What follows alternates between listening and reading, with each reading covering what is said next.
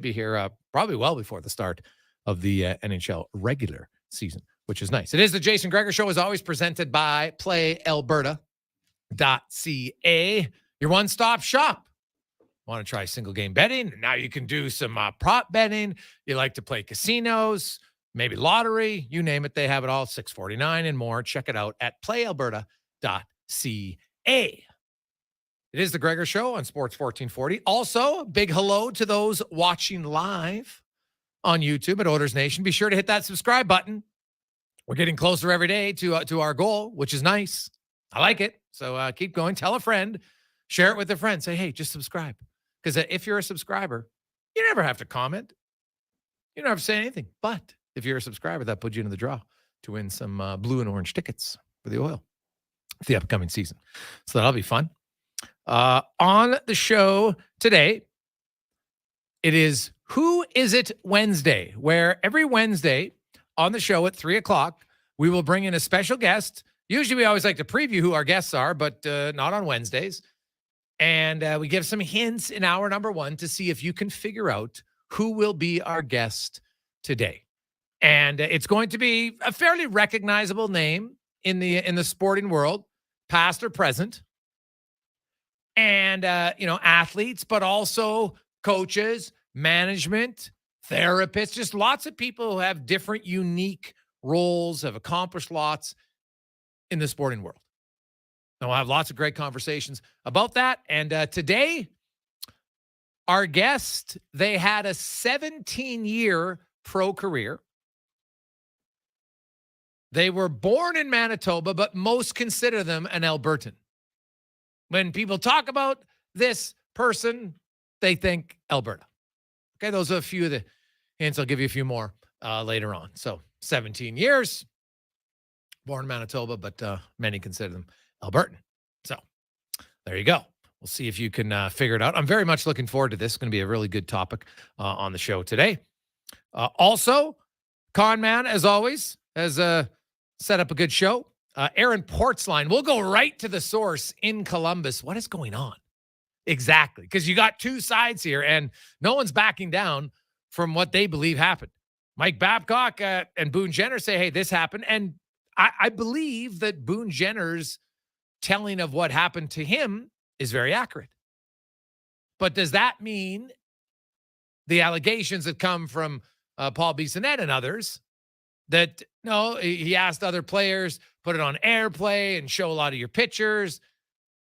Did that happen? Maybe not to Boone Jenner, but did it happen to a young player? I don't know. We'll find out from Aaron Portzline. He is pretty tied in the Columbus Blue Jackets. Gabe Lacques will join us. What is up with the Jays? Are they going to play themselves out of a playoff spot? My goodness. And I know there's some concern about Vladdy Guerrero. I understand it. I think it's fair, but I think people saying he's had a wasted year might be a tad overblowing it. He hasn't had like a dominant MVP-like season, no question about it. Right? You obviously want him to be better, but he's like 35th in a lot of offensive categories. It's not like the guy is awful, but he's definitely below standards. That's totally fair. And, what is up with the Blue Jays? So we'll get into that with Gabe Lacques coming up, and the rest of MLB. Can anybody slow down the Braves? Or is this going to be like the 1990s all over again, Braves fans? You're close, you're dominant, then you get to the postseason, and it doesn't happen. It doesn't happen. So we'll see about that. Yaremchuk will be by, our weekly Wednesday guest. Also, Mark Spector. We will hear from Rob Kerr. Very unique situation with old RK to talk. We'll talk about the Flames. It sounds like they're going to name a captain. Lots of people think it might be Mr. Anderson. And Matthias Lindholm. Lindholm. He said that, hey, I made no secret I want to stay here, but he doesn't have a contract. So what's up there? So we'll find out about the Flames side of thing. We'll get to the con man in our fantasy report. Waiver wire. Did you go searching on the waiver wire? Did you hit a home run? Did you overpay? Are you using $5? Do you like that? We'll touch on all of that. You can get involved. You can text us 833-401-1440 in our Jiffy Lube inbox. Also, email us, Gregor, sports1440.ca, or Connor at sports1440.ca. The text line already going. I like it. Hey, Greg's, what became of the name Velvet Dungeon? Is it part of the home gym now from Northside Adam? Oh, no. Hey, the Velvet Dungeon's still there, man. And who knows? The Velvet Dungeon might be making an appearance down the road in the future. But for now, we needed to get comfortable, get things set up, get everybody kind of working and flowing. And every day I can tell you that, and I know they've done such a great job that you don't hear most of it, but there's been lots of little technical issues going on. Our cameras are fixed, which is nice. We've got able to get our podcast up a lot quicker now. So that's great for those of you who like to listen right away. That's nice. We've had not as many interruptions. We have our music library expanded. So that'll help the con man, who's great at picking good musical interludes out of breaks and for special guests, which is nice. And so it just keeps improving all the time, which is great. And I look forward to it. We have a few little things that we still want to change in the studio, just some setup stuff. And there's only one major issue left. And I'm not sure how quickly this will be resolved. It really doesn't impact any of you. But the heat in this studio right now, no joke, because I was at the, lucky enough, I was asked a few years ago, I'm part of the Oilers Ring of Honor voting committee. There's 11 people on the committee. And you sit down, we had our meeting today, and everybody presents the person that they nominate. You can nominate one person. And for me anyway, I believe that if you're going to nominate them, you want to sell it. This is why I nominated them. So, come up with some data and some statistics and everything to back up why you think they deserve to be on the Oilers Ring of Honor. And then the voting process, Mr. Denham, who actually does it for the Hockey Hall of Fame, he oversees it. So it's all confidential. You don't talk about who you're voting for. And in order for somebody to get up on the Ring of Honor, they need 9 of 11 votes. There's 11 people. I think it might expand to 12 because they wanted to equal 75%. Right now, it's actually a little bit higher. So 9 of 11 have to put them on their ballot amongst the top 2 to get in. So we will find out in the coming weeks. Of course, that's going to be a big 5 days for Oiler fans, for the organization, because you have the Oiler game on the 26th, and that's when they will unveil the, you can have a maximum of 2, so 1 or 2. I would assume there's going to be 2. You never know, but it's going to guess there'll be 2. They have that game, and then on the Sunday, the 29th, is the Outdoor Classic, the Heritage Classic, Oilers and Flames. So I would think that the 2 nominees would probably stretch that out and make it a big day. There's usually some events going on the Wednesday, the night before, then on Thursday, the day of. And then, of course, you have the preparation for the outdoor game. There is no alumni game this year, which is very unfortunate.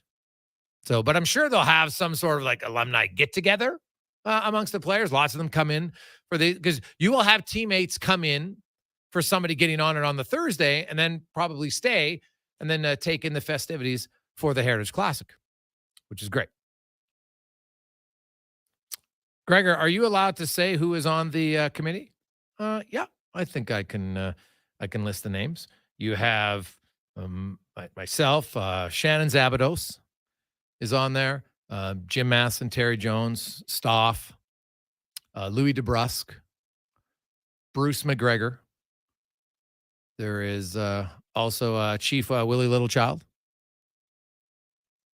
We have Wayne Gretzky, Chris Joseph. He's kind of in charge of everything. So there's some former players, there's some media people. So that's that who makes up the committee. And I will say this: the first few years, because there's obviously lots of good candidates, right? But there's still a little bit of debate because you can only have 2, right? And so people come in, and how it works, just to set it up for everybody. I don't talk to anybody else about who they're coming in with. So I come in with a sheet of paper, and this is how I do it. And I pick one person. I don't have a list of, if somebody else names someone, then I'll name this person. I go, no, I'm going to name one person and I'm going to outline why I think they should be in. I talked to some people who are on the Hockey Hall of Fame committee, and that's how they do it. So I'm like, okay, I think that makes sense, right? You make the case of why you think that person is deserving. There's lots of other people that deserve him, but you got to pick one. And then they go around the table. Everybody puts their nominee. And so in this case, and just like last year, like I got to go first last year. And so trust me, it's not like I was the one who did it, but I went first. And obviously my nominee last year was Ryan Smith. I thought it was kind of a no-brainer. And Ryan Smith went in, and there was, I think, 3 or 4 other people that had Ryan Smith. And so you don't necessarily, because you have 11 members on the committee, it doesn't mean that you have 11 different people nominated. So, you know what? It's always, and like right now it's early. I'm excited to see in 4 or 5 years, because I think most people out there's probably 5 or 6 that they think, okay, I think that's obvious. Then after that, there could be some really good debates over maybe who's in first or afterwards and different things like that. So that's how it goes. Gregor, was Gretzky in town today for the meeting? No, he's actually he was in I think he was in Italy. He joined us online. It's the wonders of technology now. So no, Wayne was on the line. The majority of people were in there, but there's a few, just because, to try to get all 11 people in, and his schedule. So Wayne was pretty sure he was in Italy today. He's doing his last holiday before the upcoming season. Of course, he's going to be back doing some broadcasting this year. So.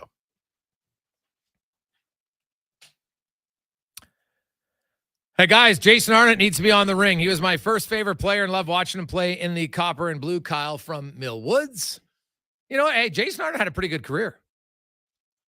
And I'm a big believer, like, if you go 2 people per year, right, for 15 years, that's a max of 30. And there doesn't have to be, because remember, you don't vote for him just because, well, at least the way I look at it is, any Wall of Honor, Ring of Honor, jersey, like, it should be difficult to get in. It shouldn't be like, wow, he's a nice guy, she was a nice girl, let's put her in. That's just my thought process on it anyway. So that's how it goes. Arnott, that's an interesting one. I think his best NHL days came after he left Edmonton, which isn't surprising, because now he did have a 33-goal season as a rookie, which is pretty good. Yeah, when he comes up, if he gets nominated, yeah, that'd be interesting. I'd have to see who was in his class. But my gut instinct right now would be like, probably not.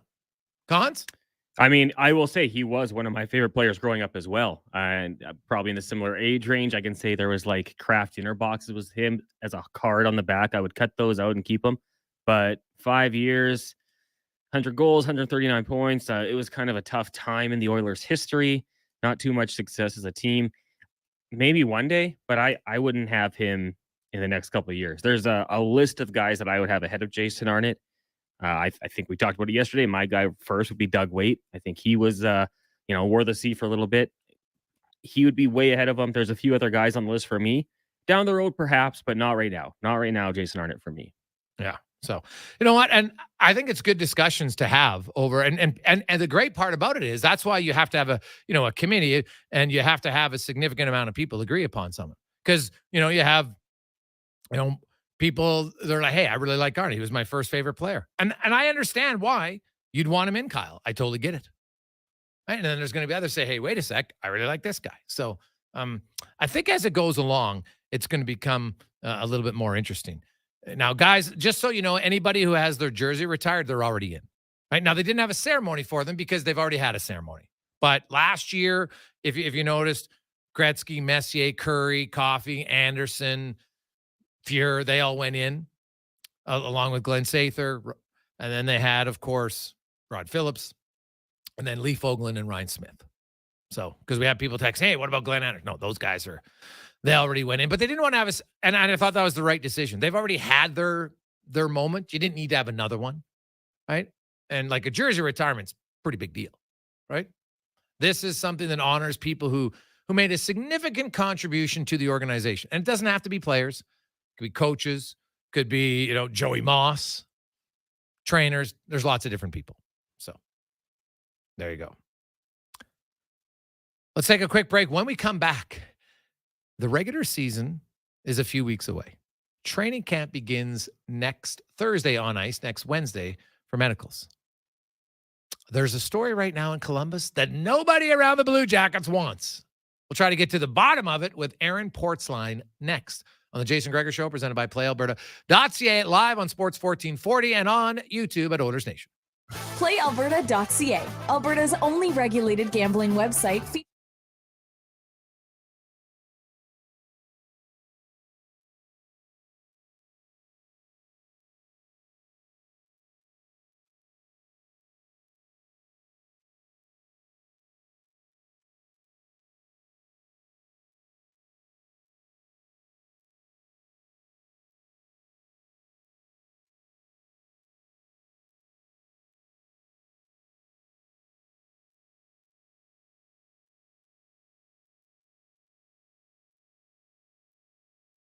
It's the lowdown. Down with low tide. Legacy Heating and Cooling is your supplier of maximum. It's the low.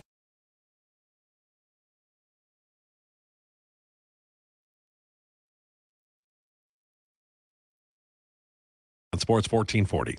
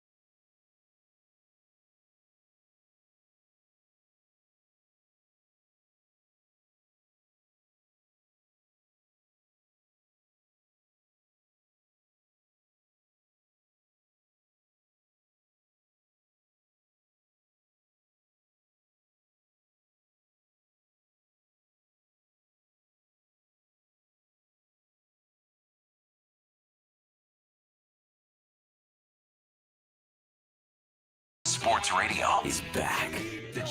Sports Radio is back. The Jason Gregor Show on Sports 1440. Presented by PlayAlberta.ca, Alberta's only regulated online gambling website.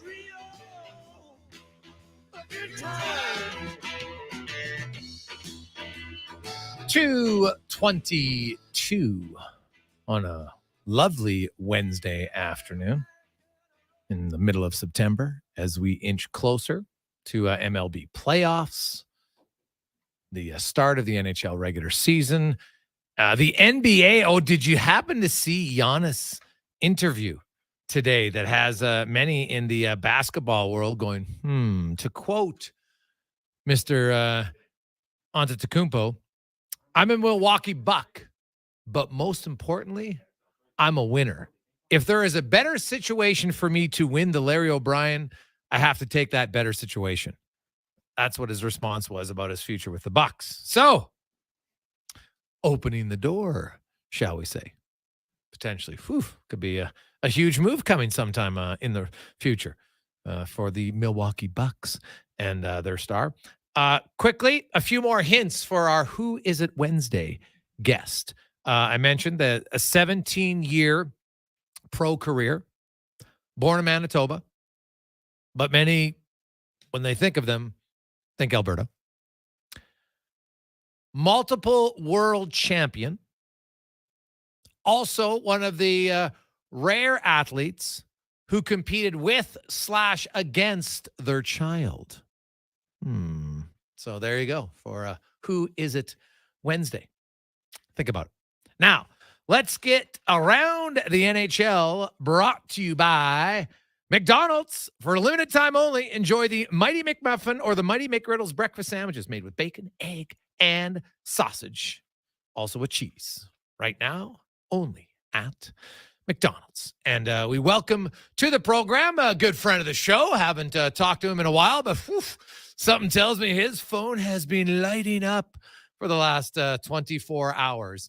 As Aaron Portzline, of course, covers the Columbus Blue Jackets better than anyone in that market, writes at The Athletic. And yesterday, of course, a bombshell dropped from Paul Bissonnette saying that Mike Babcock was asking guys to put their phones on airplane mode and showing some pictures. And then Babcock and Captain Boone Jenner said, no. And Boone Jenner only talked about his interaction with the coach. And that might very well be true. What about everybody else? And that has people wondering what is going on. So, Porty, welcome back to the show, man. It's been a while. What can you tell us that you've uncovered here? Is there truth on both sides? Is there somewhere in the middle? What are you hearing? Well, I think you laid it out pretty well, really. I mean, I certainly am not able to judge this one just because it's so polar opposite. I mean, Bissonnette is standing by his story that Mike Babcock is looking through players' phones, and the Blue Jackets, multiple players, Johnny Gaudreau said this as well, not directly to me, but to media out in, I think it's Vegas at the NHL showcase out there. Yep. He denied it as well. Boone Jenner has denied it. The Blue Jackets, obviously Babcock did. General Manager Jarmo Kekalainen says it's a big nothing. I feel like there are people in this league who don't believe that it is nothing. Okay. Perhaps by direct experience or what they've been told. But the Blue Jackets, at least the ones that I've spoken to this point, have said that they don't think it's anything nefarious. But I get the sense that it's not a story that's just going to go away either. Maybe with this for a while. And joy, it's just when if you're the Blue Jackets, this is when you really want to be dialing in with a new coach and starting the season right after just a disastrous season a year ago, and now you're kicking this stuff around. Yeah, it is like the worst possible scenario for the Blue Jackets, right? If there's any semblance of truth to it, well, that's terrible. If there's no truth to it, well, it's just a major distraction. And if there is no truth to it, then you got to wonder, does Mike Babcock have an internal mutiny already on his hands? Yeah, or is this, I think there's also some variables there too. It's just a telephone game. Yeah. By the time it got to somebody, it has been told 6 times and tweaked a little bit. Totally fair. Let's be honest here. There's a lot of people in this league, and I'm not saying it's not without merit. There's a lot of people in this league that don't care for Mike Babcock, former players and others. So that's very much possible as well. I mean, I don't have to tell anybody this. Mike Commodore, not a big fan, right? And he's not alone. So I think that's a possibility as well. I think that it's possible that individual players, veterans versus young players, have had different interactions with the coach and have read that interaction differently. It's hard for me to believe that a 30-year-old would just turn over their phone to a boss, even if it's a coach, even a veteran coach. That's a personal effect. I mean, that's like asking somebody to root through your wallet. Maybe it's worse than that. Like, that's not something you do to a grown-ass man. But a young player, I'm not sure would be in the same sort of position, or at least would feel like he's in the same position to say, no, I'm not giving you my phone. Are you kidding me? Yeah. So I think different players could interpret that interaction completely differently. Totally. So far, the players that I've spoken with or who have spoken publicly have shot down any sense that it's been anything other than an innocent gesture to get to know each other better. So, and I know it's a hard thing to say, okay, well, let's just move on from that. But let's look at Columbus overall. They were decimated by injuries last season. There's no question about it.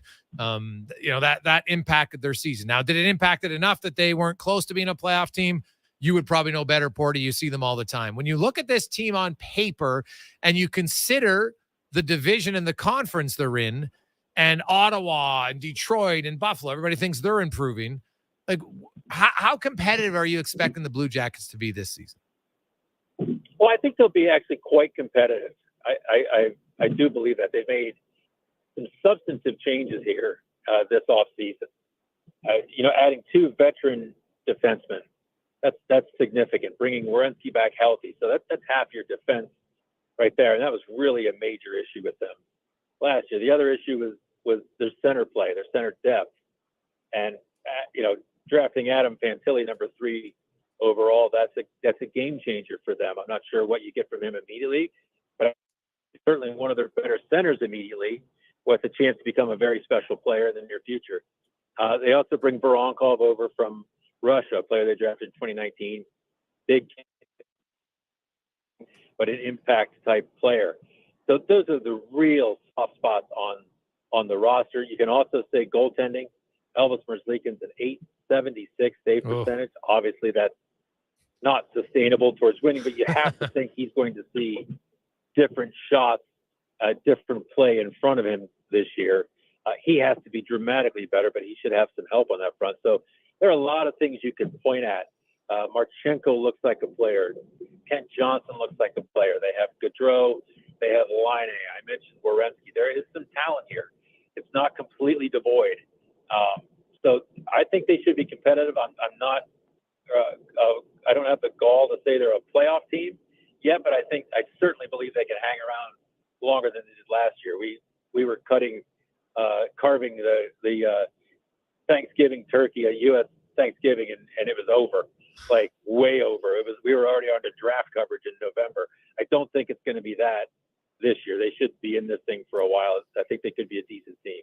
You're bringing back bad memories for myself and many people in Edmonton, because for many years, that's how it was in Edmonton, man. You got to December 1st and you're like, okay, who's going to be the draft pick this coming summer, which is terrible.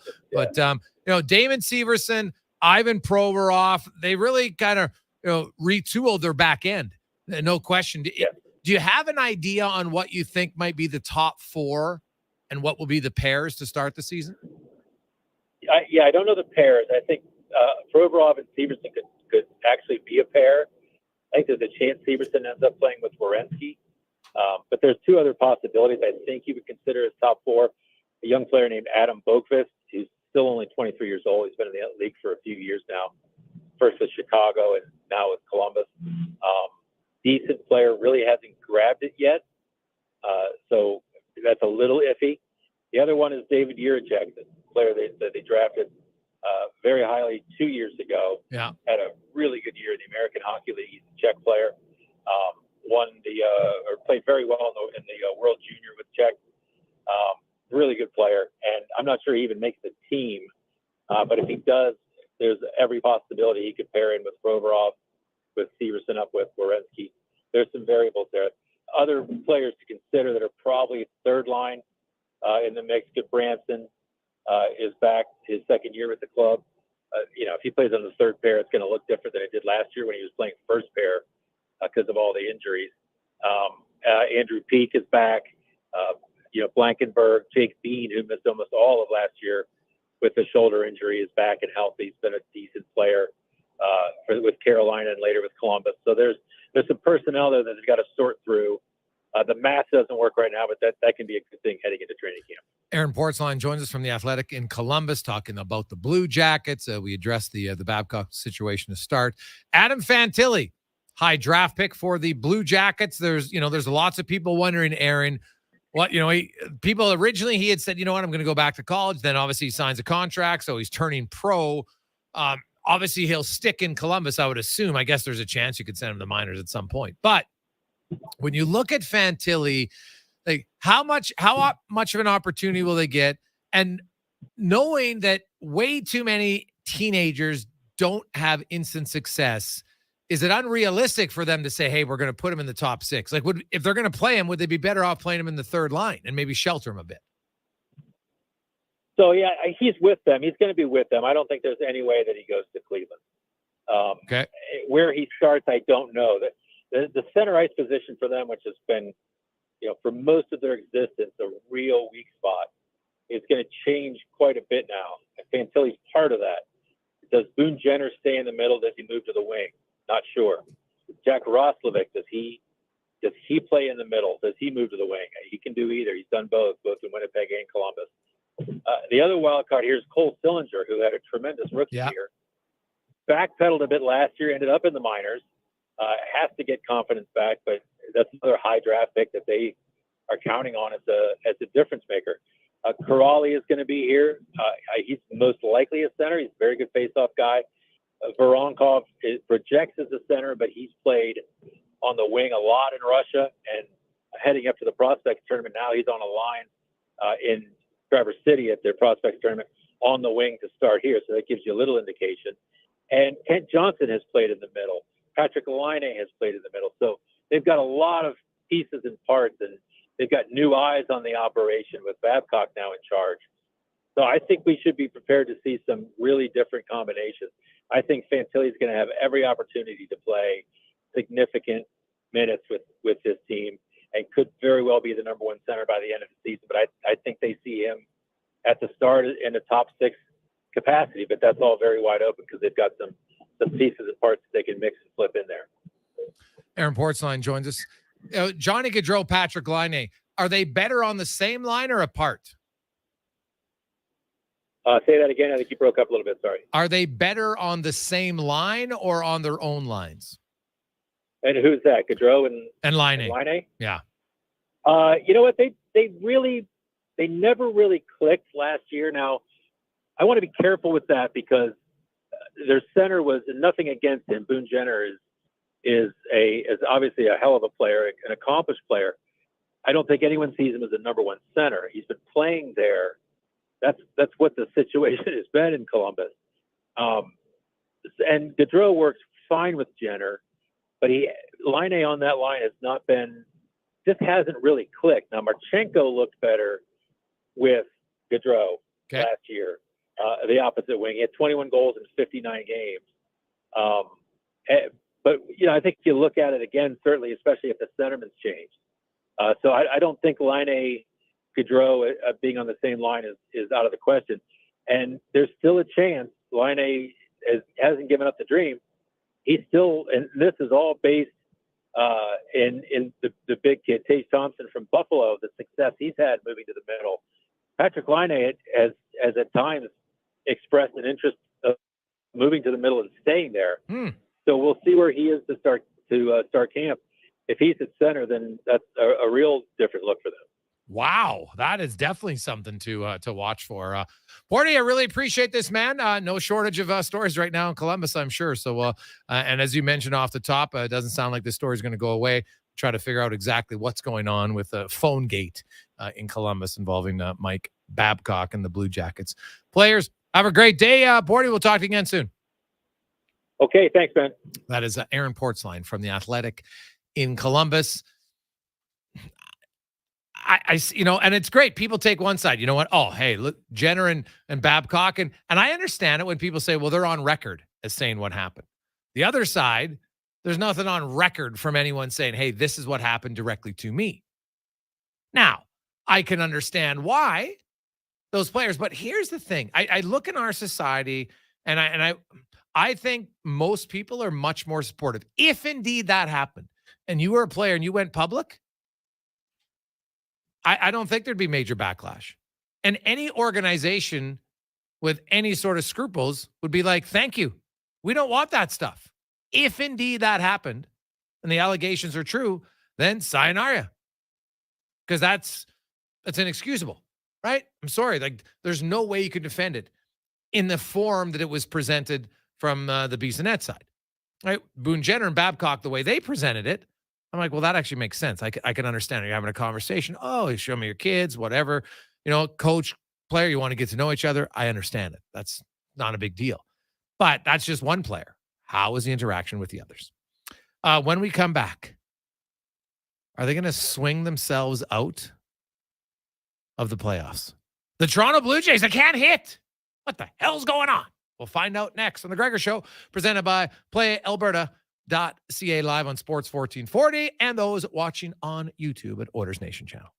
Hey world, get ready to believe. At Oodle Noodle, we serve up world-class, worldwide flavors in our sweet, saucy, and fiery noodles. We believe in the power of nudes. We've got everything from saucy mac and cheese to sizzling pad thai to so many other unbelievable dishes sure to make you a noodle convert for life. You've got to taste them to believe it. Don't be a skeptic. The proof is in the noodles. Check us out at oodlenoodle.ca. Oodle Noodle. We believe in noodles. Building or renovating, you want to work with someone who sees and understands your vision.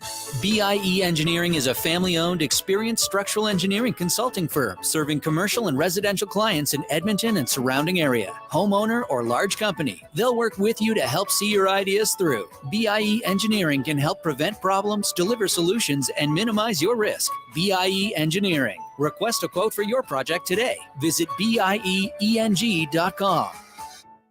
It's time to gear up for fall at Wolf GMC Buick, but there's a catch. We'll get to that. You're not going to pay high rates like 6.9%. You'll pay 0% financing on all in-stock GMC Sierra Half-Ton Pro Editions, and that's for 60 months. You'll also save $750 if you're a Costco member. 0% financing for 60 months on all in-stock GMC Sierra Half-Ton Pro Editions. The catch? You'll need to get here ASAP because inventory is cruising off the lot pretty quickly. Wolf GMC Buick. We're making it easy. Are you ready to light up your game like Edmonton lights up the ice? Then choose Ewell. Electrical Wholesalers Edmonton Limited offers lightning fast service. Just like your favorite forward, they deliver your electrical supplies in record time. Plus winning quality. They only stock the best. And don't forget about their all-star support. When it comes to customer service, they're the playmakers. So don't sit in the dark. Make the power play and visit Ewell today. Online at ewel.ca, where excellence in electrical meets the heart of hockey. How exciting is it to have Sports Talk Radio back in Edmonton? Tie game, bottom of the ninth with a full count. The kick, the pitch. It's high. It's far.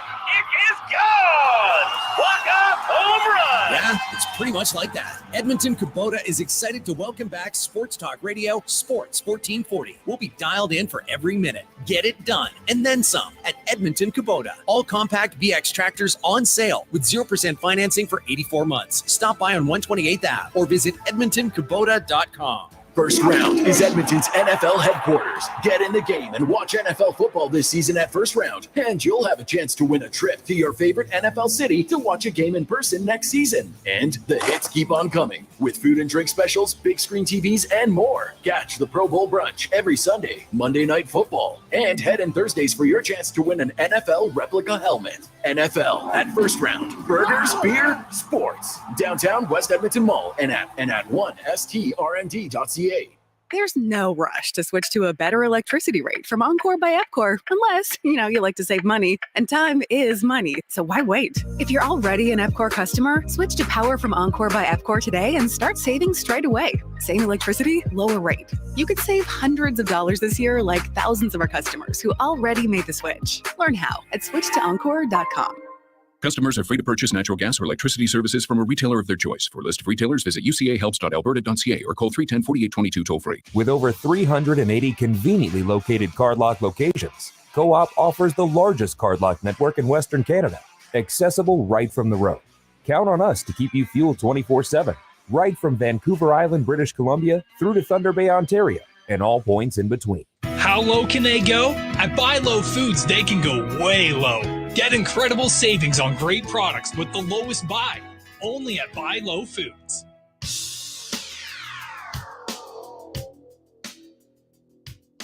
A Monday warrior, mean stride. Today's Tom Sawyer, mean pride.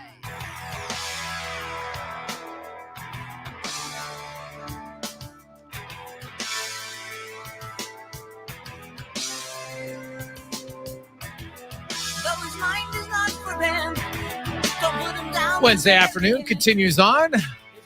Gregor, Connor Halley with you. Of course, Declan Cougar running all of our digital components for the Nation YouTube channel. Check it out there. Of course, listed on Sports 1440. Live in the eWell studio, sponsored by your local electrical distributor. Stay tuned for an electrifying show that will light up your day, courtesy of EWEL.ca. And speaking of lighting up your day, well, right now that's not happening if you're a Jays fan. It has been, now they had a good run there for a bit, but man, in a big series so far, 2 games in a row, they've kind of been duds, and their offense is struggling, to put it politely. And we'll see, can they find their game? You don't have much time left. Here we are, September 13th. There's not a lot of games left. You don't want to give up too much ground this time. As we get to our MLB report, brought to you by Legacy Heating and Cooling. Home the no payments, no interest for 1 year on your AC or your furnace. Stay cool or warm at legacyheating.ca. Gabe Lacques from USA Today joins us. And Gabe, it's been an up and down season for sure for the Toronto Blue Jays, specifically Vladdy Guerrero. And he hasn't been awful, but he hasn't been nearly as productive as they would need him to be. And it's basically been a season-long slump. Like, there hasn't been a time where he's really got on a hot streak for 2, 3, or 4 weeks. Yeah, it's interesting. He's the kind of guy where you just have to sort of assume that he is that generational sort of hitter who some years will be better than others. Maybe 2021 is the apex, and maybe that isn't to say that he can't reach that summit again. But in the meantime, there may be years where where things are just a little bit off. Where he doesn't quite impact the baseball the way he should. Where pitchers are pitching him a certain way, and once you get into the the trench of a 162 game season, it's kind of tough to dig out. So it's not to say that that at 24, 25 years old he's not he's not going to turn it around, but it just kind of it's what it is for this year, and that's obviously got to be frustrating for both him and for Jays fans. But there's nothing to say that he can't still be that guy for the the remainder of whatever his time in Toronto is, and that's going to be 2 more years after this. It does kind of make you give pause if you're Mark Shapiro and Russ Atkins, and do we want to commit to an extension or try or just sort of see where he's at when he hits free agency. So yeah, it is a little bit vexing for the future, but you just kind of got to realize that not all years are going to be like that, and there's nothing to say that he can't certainly become that guy again in future years. But for this year, yeah, not what you want, certainly. And this just breaking this afternoon, but Max Scherzer is out for the remainder of the regular season, and even playoffs at this point are unlikely, according to general manager Chris Young. So that's a huge blow for the Rangers. It really is. And, they brought him in specifically for that purpose. And additionally, they were kind of spitting oil a little bit in the in their rotation. Nathan Eovaldi was an all-star in the first half, injured and ineffective in the second half, and now just trying to ramp up and get back to the some semblance of what he was in the first half. Same thing, John Gray, not quite as good as he was at the outset there. It's a tricky spot that they're in. Now you're suddenly leaning a little more heavily on Jordan Montgomery, who's kind of, he's a guy. He's a guy you like in your rotation, but maybe not a guy that you count on for, say, a shutdown start in a playoff series or a must-win game late in September. Scherzer had still kind of been searching for that kind of stuff in this year. That's been very frustrating, both in New York and at times in Texas. Did have a really good run there at the very start of his stint as a Ranger. So you take that out of the equation, and I think it probably bodes worse for whatever playoff goals of advancing that they had. I don't think it affects. It does affect them down the stretch, but I think that the bigger impact is if they get into the playoffs and find themselves in a best 2 out of 3 or a 3 out of 5 or a 4 out of 7, then suddenly that playoff rotation, gets a little thinner, gets a little less daunting. For now, it's just going to be, these last 3 weeks, you got to just kind of, set your jaw and not worry about it, and hope that you get performance from these other guys. So obviously, the impact on this is so big just because it affects the Blue Jays, it affects the Mariners, it affects the Astros. Above all, it affects the Rangers. But you can't think of too many other subtractions from a roster that has such a big effect on 2 races. Well, yeah, you think about it. Texas, they have one game in hand on Seattle and Toronto. They're half a game up. They've all won 80 games. The Jays and Seattle have lost 65. Texas has lost 64. So there's no guarantee they get into the postseason. And if you look at the schedule remaining for Texas, Seattle, and Toronto, if you had to pick today, which one of those teams do you think ends up on the outside looking in? Yeah, it's the smart money is that maybe Seattle ends up on the outside looking in, just because they have, I can't remember which way it is, but Houston, Texas, Houston, or maybe it's Texas, Houston, Texas, not sure which, but a bunch of games against those guys. And this is a team that has been inconsistent offensively, and a team that has a lot of young pitchers that are, their odometers are getting a little heavy. And obviously we saw the little kerfuffle last week when George Kirby kind of said he should have asked out of the game, which obviously caused a big uproar. I don't think that's necessarily 100% indicative of that guy's character or anything like that, but it does kind of indicate that maybe this is what's happening internally. You've got your, Bryce Miller, Kirby, Logan Gilbert, all of those guys. Gilbert's a little more of a veteran now, but at the same time, it takes a few years to kind of really build up that stamina, that kind of 200 inning capability. So if that's going to rear its head, it's going to be coming down here at the finish line, because these guys aren't necessarily used to it. So, yeah, kind of inclined to think that Texas and Toronto squeak in there, which it's going to be really interesting down the stretch. And again, another big one tonight at Rogers Center. Gabe Lacques joins us talking all things MLB.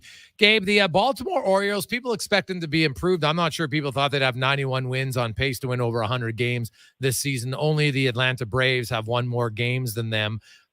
What do you like best about this Baltimore team?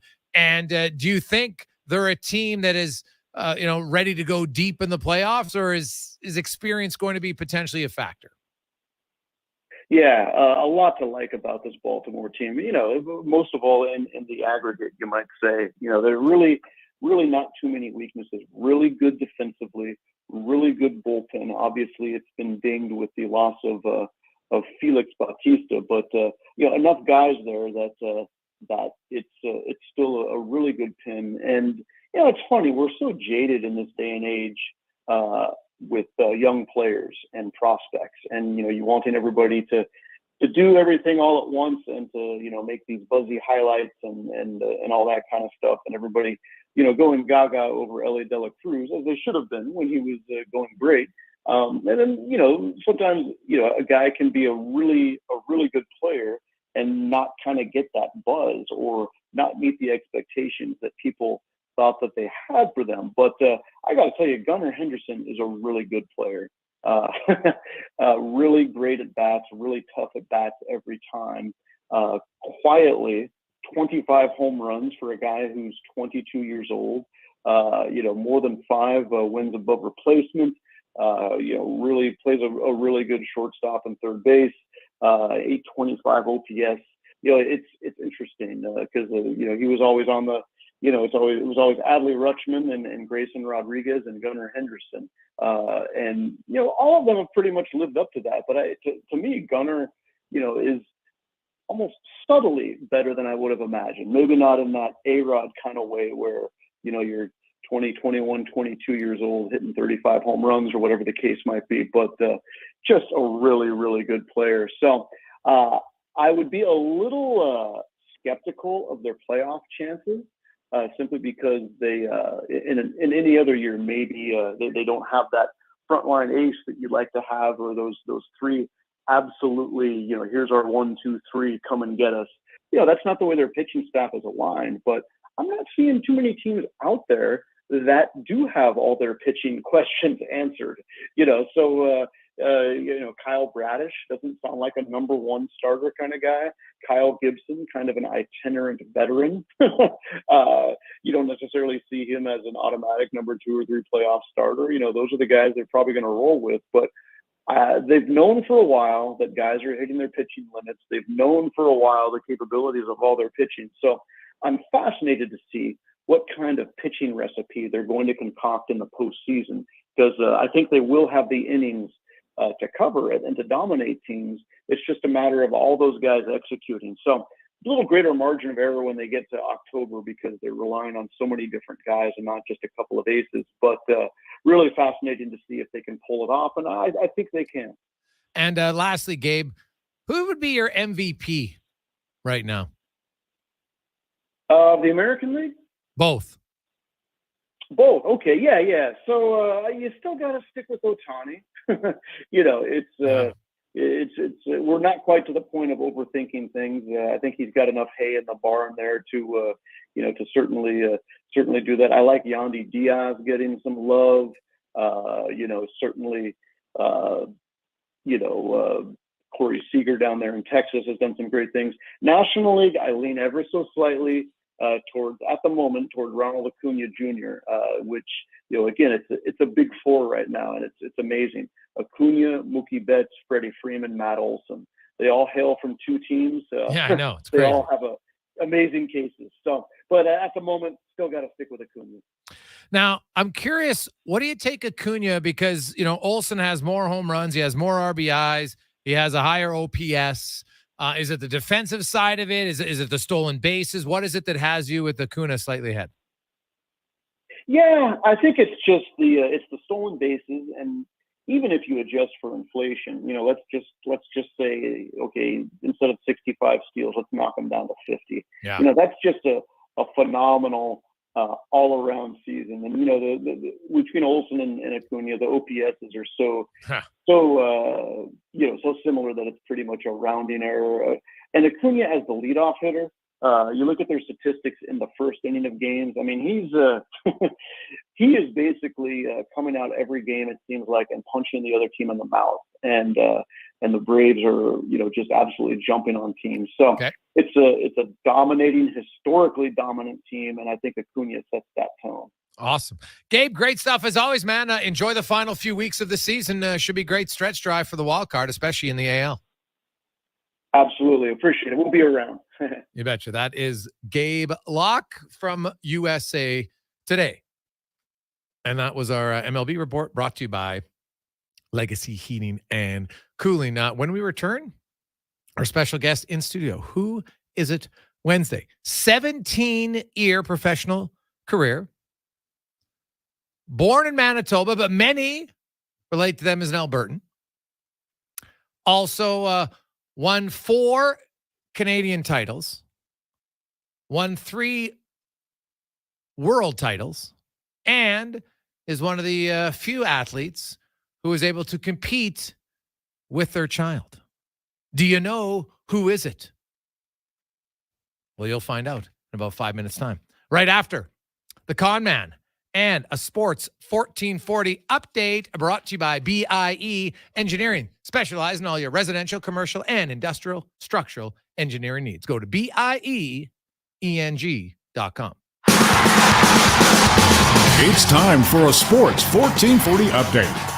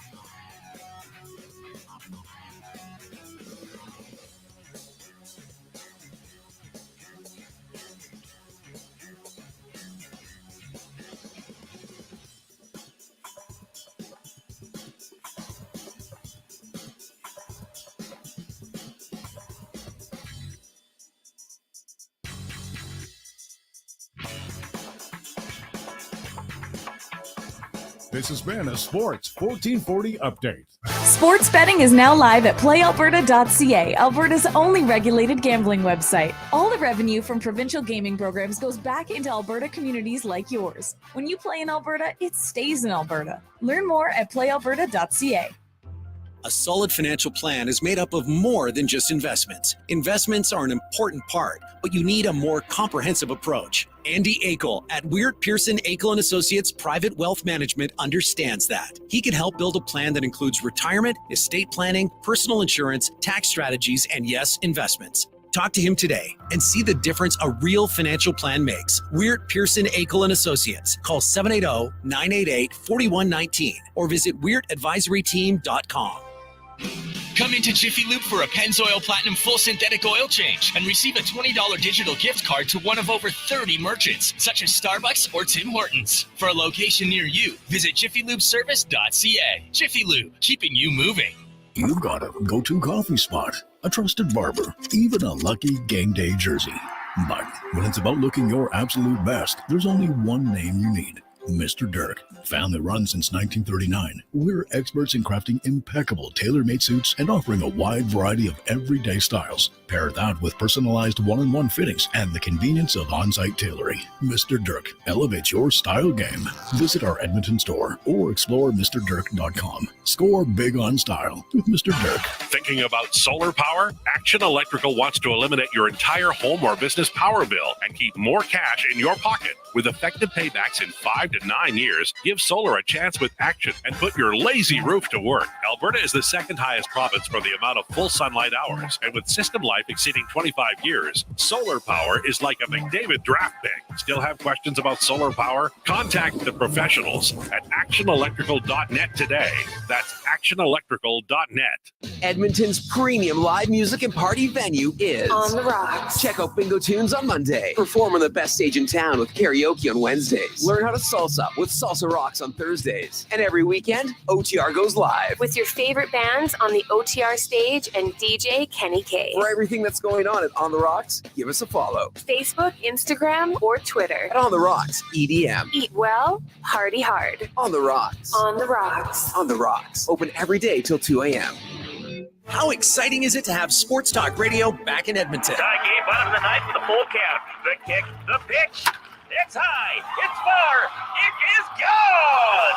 Walk-off home run! Yeah, it's pretty much like that. Edmonton Kubota is excited to welcome back Sports Talk Radio, Sports 1440. We'll be dialed in for every minute. Get it done, and then some at Edmonton Kubota. All compact BX tractors on sale with 0% financing for 84 months. Stop by on 128th Ave or visit edmontonkubota.com. At Toyota, we build quality trucks with you in mind. Because everyone loves a friend with a truck, especially a Toyota, winner of the Canadian Black Book Award for Best Residual Value. So when that inevitable ring-a-ding-ding for help comes, you're there, rolling up in an award-winning truck because you're an award-worthy friend. It's time to lift with your legs. It's time to Toyota.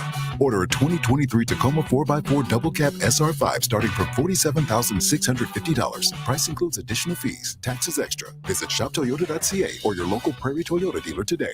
At Fountain Tire, save big during our Road Ready sales event until October 21st. Who wouldn't want up to 25% on select tires and a bonus of $50 off any service? A lizard, maybe? Or a ghost? Restrictions apply, financing available. Book your appointment at fountaintire.com. How low can they go? At Buy Low Foods, they can go way low. Stock up and save big when you buy more of select products. Only at Buy Low Foods.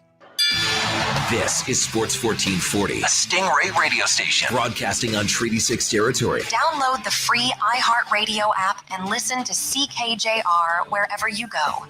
Tonight, I'm gonna have myself a real good time. I feel alive. Sports radio is back. The Jason Gregor Show on Sports 1440. Presented by PlayAlberta.ca, Alberta's only regulated online gambling website. Stop me now. Don't stop me, 'cause I'm having a good time. Having a good time. The shooting star leaping through the sky like a tiger. Defying the law.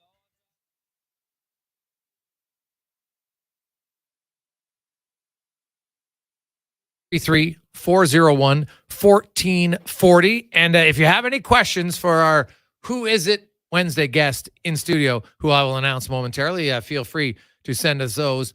833-401-1440. And we will get to our big guest of the day, brought to you by the Spruce Grove Saints. They kick off another season Friday night at home. Get your tickets, sprucegrovesaints.ca, Friday and Saturday, home action for the Saints.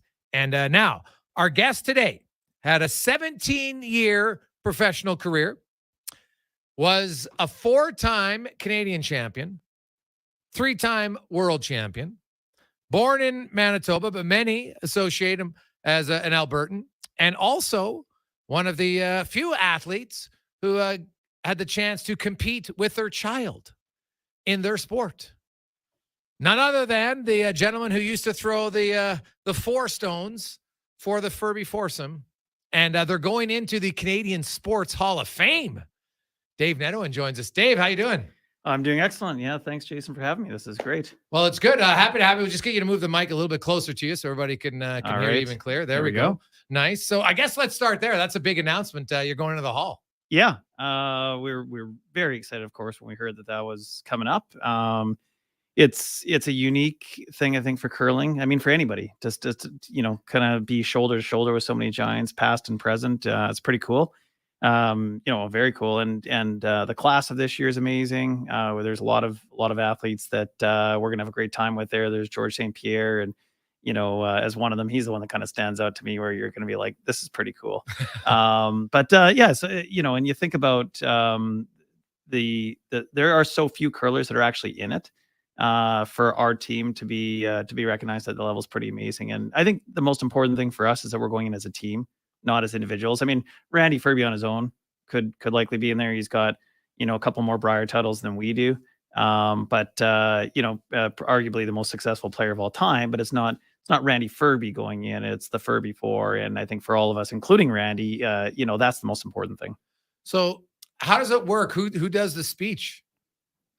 Well, I don't know. We haven't really got that far yet. So, you start with Marcel Rock, he gets it open, and then Pfeiffer comes in, and then Furby, and then you're the skip? Well, no, my guess is that, like you said, all of us will probably have something to say. I think that's the way we've always done it as a team, as everyone's got some part of, involvement in that. But I think we would probably do the opposite, if you're asking me, because Marcel's a school teacher, right? Okay. So if someone's going to take the mic and just like run with it for 20 minutes and eventually need the hook off the stage, it's probably going to be Marcel. So if we all want to turn, we're probably going to have to finish with him as my guess. Okay, that makes sense. Now, how often do you guys get together? So yeah, it depends on I guess the time of year. I mean, I see. So Scott Pfeiffer's now working for Curling Canada. Yes. And Marcel or Randy works for Everest, which is a big sponsor of curling. So Randy's always around the curling scene. Right now, I coach my daughter's team. I'm one of the coaches on that, and she is Team Canada for juniors. Mhm. So that means I see Scott all the time. Okay. Right now, I've seen him probably more in the last a month than I have in the last year before that. Just because he's always at the club and he's coaching and he's a great resource and he's all part of those programs. But as a team, just socially, we usually try and have our annual barbecue. We had that in the summer. All the wives and husbands get together, and it's just a ton of fun. And so we've remained friends, very good friends for a long time. Of course, I mean, we started curling together in 1997, and I imagine we'll always have kind of that bond and that friendship. And that was probably one of the things we were most proud of that career was 13 years with the same team and really successful through that entire period. Dave Nedohin joins us, our big guest today on the Jason Gregor Show. So let's go back tonight because you were on a team, 2 different teams the 2 previous years. And how did this come about that you guys hooked up and became a team? Because I think you were on a different team. Randy was on a different team. But when you approached him, if my memory's correct, you didn't approach him to say, hey, let's get on a team. You were asking him to say, hey, do you know which team I can play on?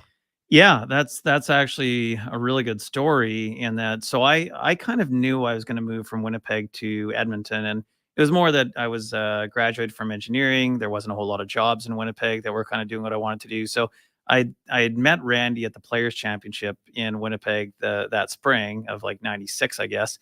And just kind of said to him, hey, I'm moving to Edmonton. If you know any curlers looking for a player, like just, maybe you can make some introductions. And he said, yeah, no, that sounds good. And, lots of people say that. Right? It's like, yeah, sure. As you're having a beer. And it's he has no idea who I am. And he doesn't have any idea what he's going to do. He didn't know who you were at all. Oh, probably not. Okay. I mean, I hadn't had a terribly successful junior career. I didn't win junior championships or nationals or worlds. Like I'd always been that guy that was kind of runner up in everything. Yeah. And so I was playing with a team that was good though, like a really good team that year. Was it David David? Is that who you were playing with? Dale Duguid. Dave Duguid. Yeah. And his dad, his dad was a world champion, Don Duguid, and actually that's when I first started curling. He was one of the first people I ever met was Don Duguid.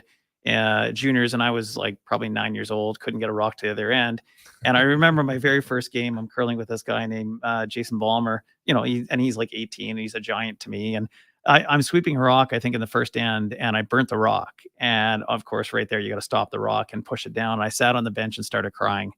And you were 9? Yeah, I was probably like 9, right? Because I sat on the bench and started crying. Okay. And Don Duguid comes out from behind the glass and out onto the ice and sits on the bench, puts me on his knee, and he's like, it's okay. We all do it. I'm like, well, I did it here my first game. And, he consoled me and he was like, it's all good. So here I am sitting on this world champion's lap crying in my first game when I'm like 9. And then a number of years later, fast forward probably 10 years and I'm playing with his son, Dale. And we had a really good year and a good team. I just knew I was moving out west. So anyway, so summer goes by and I reached out to Randy again. He's like, oh yeah, I got some ideas. I'm like, oh, he did remember. That's pretty good. So we met up at Friar Tuck's in Sherwood Park, if I remember. And do you know the place? Yeah, I do. There's got to be some stories around that. Oh, yeah. Anyhow, we meet up at Friar Tuck's, and he said he was going to have someone come along, and he had some ideas. I'm like, okay, cool. And so in comes Randy, and it was just him. And I was like, okay, so what are you thinking? He goes, me. I'm like, I'm curling with Randy Furby. And so he was scheduled to curl with a guy named Glenn Hunka or Ken Hunka. I'm sorry, Glenn's his brother, Ken Hunka. And Ken he was just the greatest guy ever. He ended up winning a provincial title about a year and a half later. He beat us in the final, and he played with Blake McDonald, who's a world champion now with Cooey. And it was the most fitting thing ever because Randy actually told Ken, he goes, I don't know why I'm going to play with this Nedohin kid. He goes, but I just know I need to. And really? Ken's like, I thought we were playing together. And he goes, I don't know, Ken. I got this feeling. Ken's like, awesome, go do it. And so anyway, 2 years later, we play Ken in the provincial final, and he made an absolute miracle shot to beat us in the last end. I mean, it was one that there was no way he was even there. And he made it, and it was just meant to be, right? He beat us, and obviously we were upset at the time, but looking back, we went on to a whole bunch of success after that. And Ken got his moment at the Briar in the spotlight in Edmonton and played in front of his home crowd, and he's passed on. But I mean, looking back, it was the best thing that could have ever happened was him winning that provincial final against us and getting his moment in that spotlight. And I think it was all meant to be. Dave Nedohin joins us. So Randy Furby says, okay, let's play together. And then we're rocking Pfeiffer there right away from day one, or did you have different first and seconds the first few years? Yeah, we had a couple different players. So the deal was we each got to pick a player. Oh, okay. And, the first year, one of the fellows that I picked, he ended up moving back to Ontario. And the other fellow, we just, you kind of figure out what the right chemistry is. So it was actually the second year that we ended up, I think we needed a player in one Bonspiel, and Scott Pfeiffer was the Canadian junior champion at the time. And we got him to fill in for a few games. He hadn't played in a year, but we needed somebody. And so I was like, you should call this Pfeiffer kid. So he plays one event, and we're like, oh man, he's in. Like, he's good. It's anything Scott ever touched turned to gold, like anything. And we're like, we need this guy. And so it was real easy for us to decide that he was going to be part of the team and convince him to play with us. And at that time, the next year, we had Carter Rycroft with us. And that's when we lost the provincial final to Ken Hunka. So Carter then moved on to play with Kevin Martin. It's this big circle of players, right? Carter goes on to play with Kevin Martin and has this great career, which couldn't have been happy for him. Just such a nice guy. And we ended up kind of like rotating through a whole bunch of players. We just couldn't find the right guy. And Marcel we ended up playing a Bonspiel where we just started inviting like a new player for every game. Like we just knew it just had to feel right. And we couldn't find the right guy. And the last game, I can't remember how we got in touch with Marcel, but it was kind of like going down the list, right? Like we just hadn't found the right guy. And Marcel, we're going through, we're like, well, there's no way it's going to be Marcel or this or this. And we play one game with him, like, oh man, we found our lead. Like, so what was it about him that was the right fit? He was just an absolute workhorse in the very first game. Like everything he did just at 100% of his effort. And he's out there going, guys, I'm not the best shot maker in the world, but I will give you everything I got. And when he's dripping, sweating in the first stand, and he really was on the first rocks, we're like, there's something here. Okay. Right. And it's just that chemistry. Right. And I think curling is so much about that. I mean, we always said you could have the four best players on a team. It doesn't mean you're winning. Yeah. But you have the best team, you're probably winning more times than not. Well, your front end really changed the approach of how people looked at sweeping. Right. Like I think that's fair to say. And Marcel and Scott, it became like a real pride factor almost. Did you sense that? Is that a fair statement? That not that other people didn't respect sweeping before, but it just seemed like it elevated, and maybe you try different shots because of the sweeping potential. Yeah, I think that's entirely true. If we look back at kind of the things that I think we changed, and this is all part of the Hall of Fame, right? I mean, the Hall of Fame is, there's lots of great teams out there that aren't necessarily in the Hall of Fame, but it's sort of like, what have you won? What's your credentials, and what have you done to change the game a little bit, or what have you done for the sport, or what have you done to like better the situation around you? And so, I think for us, we sort of feel like that was the turning point from let's do it as a hobby and everyone's out there throwing a few rocks to we committed full time. I mean, we actually all quit our jobs in 2002. And we were the first team to do that. Yeah. And we went out and found some really big sponsors. And one of our first sponsors was World Financial Group, who's a big sponsor in curling now. But we looked at Carl Edwards, who the race car driver who was sponsored by them. And he was blue and yellow and logoed up with it all over his chest and everything else. And we designed all of our clothing after that. And a lot of people made fun of us. They're like, you guys look ridiculous. Because up until then, it was like, you wear a black jacket, you've got a little crest on your arm, and that's it. And nobody knows what that's for. There's no value to anybody. Okay. So we kind of took the approach of let's treat this like a profession. Let's do everything right. And so that was also the starting point of, I think, where teams started going, there is a brand, there is something we can do for our sponsors. Sponsorship money changed dramatically there. Purses haven't changed a lot, No. right? But sponsorship money has. And so taking that approach was like, what is every aspect of the game that we need to be better than the other teams at? And part of it, to your point, was the sweeping. And, we focused a lot on that of like just the fitness. Now, we didn't have this technology to measure what they're measuring today to know if we were like doing it all right or wrong. I mean, we had 10-inch broom heads, which was ridiculous. And I mean, the amount of effort we put out for the actual result would have been silly compared to what they know now. You're right. But, I think that was the point where we took it to the next level from that fitness side. And I think, rightfully so after that, you look at the Kevin Martin team with Ben Hebert and Mark Kennedy at the front, and they then even elevated it one further beyond us, right? Like that was kind of that next step. But I think we feel like that was the starting point of all that, and it was a big change in terms of how you approach a sport. Wayne Madaw, I think after we'd won a few Briars, he went on record going, it's not fair. They're professionals and the rest of us aren't. Well, it's your choice though. Yeah. Well, yeah, there you go. There was no rule that said you couldn't do it. No. I still see Kenny. He lives just a block away from me, so he's always running around my house, and he's in pretty good shape. Good shape. Although I was timing him, it looks like he might have slowed down a little. Kennedy might have to pick up the pace a little bit on that lap around the lake. Oh man, he is in really good shape still. Like it's crazy, right? His whole family is. They're all his doing daughters these crazy could really triathlons. they were because we have like a little storm pond, and there's a path around. It's basically a kilometer. Okay.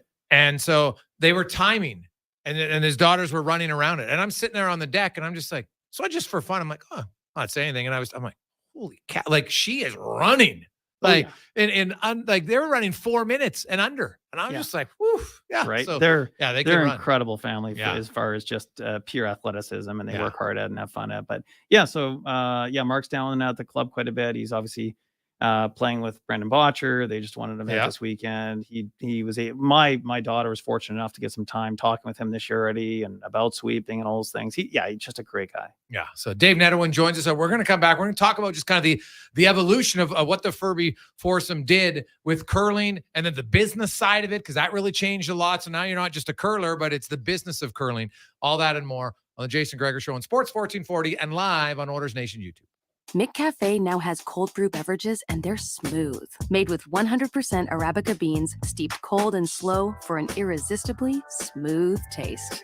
McCafe cold brew beverages, for a limited time only at participating McDonald's. And now, our guest today. A premier hockey solution with a clear path for long-term development is proud to be entering its 7th season of independent borderless hockey, featuring provincial and cross-province competition with showcase style, regular season gameplay, and a strong commitment to individual skill development. It's an attractive option for those seeking family life balance. The Hockey Super League offers opportunities for both male and female athletes, born between 2011 and 2016. Visit hockeysuperleague.com for more information. Hey, sports fans, we've got a clear choice for you. At Crystal Glass, we provide customers with a perfect glass for any job. From home to auto and even commercial, installation or repairs, we're your team. Call 310 Glass or visit crystalglass.ca. Crystal Glass. Christensen Communities, the name in active adult living. Enjoy retirement living without compromise. At Christensen, we understand that each lifestyle is unique. We are committed to providing choice through optional dining, personal services, recreation programs, and care plans to suit your current and future needs. Enjoy maintenance-free living and build new friendships in a safe, independent community. Large suites with full kitchens and in-suite laundry, on-site amenities, and so much more. Find out more today about our communities across the province at cblhomes.com. At The Brick, we're not just proud of this city and its rich sports history. We're proud partners of it. The Brick started right here in Edmonton over 50 years ago. And when we're not cheering on the Oilers and Oil Kings live at the game, or the Edmonton Elks under the bright stadium lights, we're in our stores, providing everything you need to cheer them on in your home. The Brick, supporting Edmonton sports teams and fans since 1971, saving you more. Edmonton's premium live music and party venue is On the Rocks. Check out Bingo Tunes on Monday. Perform on the best stage in town with karaoke on Wednesdays. Learn how to salsa with Salsa Rocks on Thursdays. And every weekend, OTR goes live. With your favorite bands on the OTR stage and DJ Kenny K. For everything that's going on at On the Rocks, give us a follow. Facebook, Instagram, or Twitter. At On the Rocks, EDM. Eat well, party hard. On the Rocks. On the Rocks. On the Rocks. Open every day till 2 a.m. Sports betting is now live at playalberta.ca, Alberta's only regulated gambling website. All the revenue from provincial gaming programs goes back into Alberta communities like yours. When you play in Alberta, it stays in Alberta. Learn more at playalberta.ca.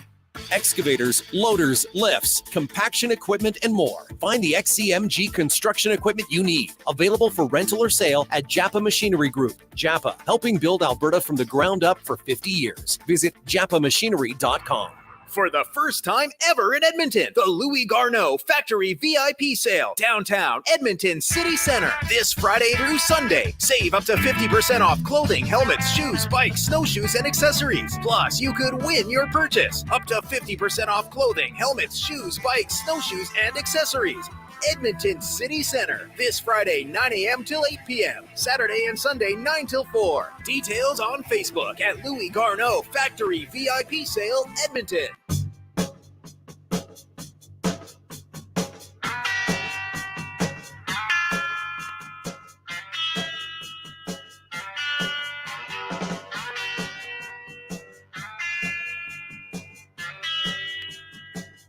Sports Radio is back. The Jason Gregor Show on Sports 1440. Presented by PlayAlberta.ca, Alberta's only regulated online gambling website.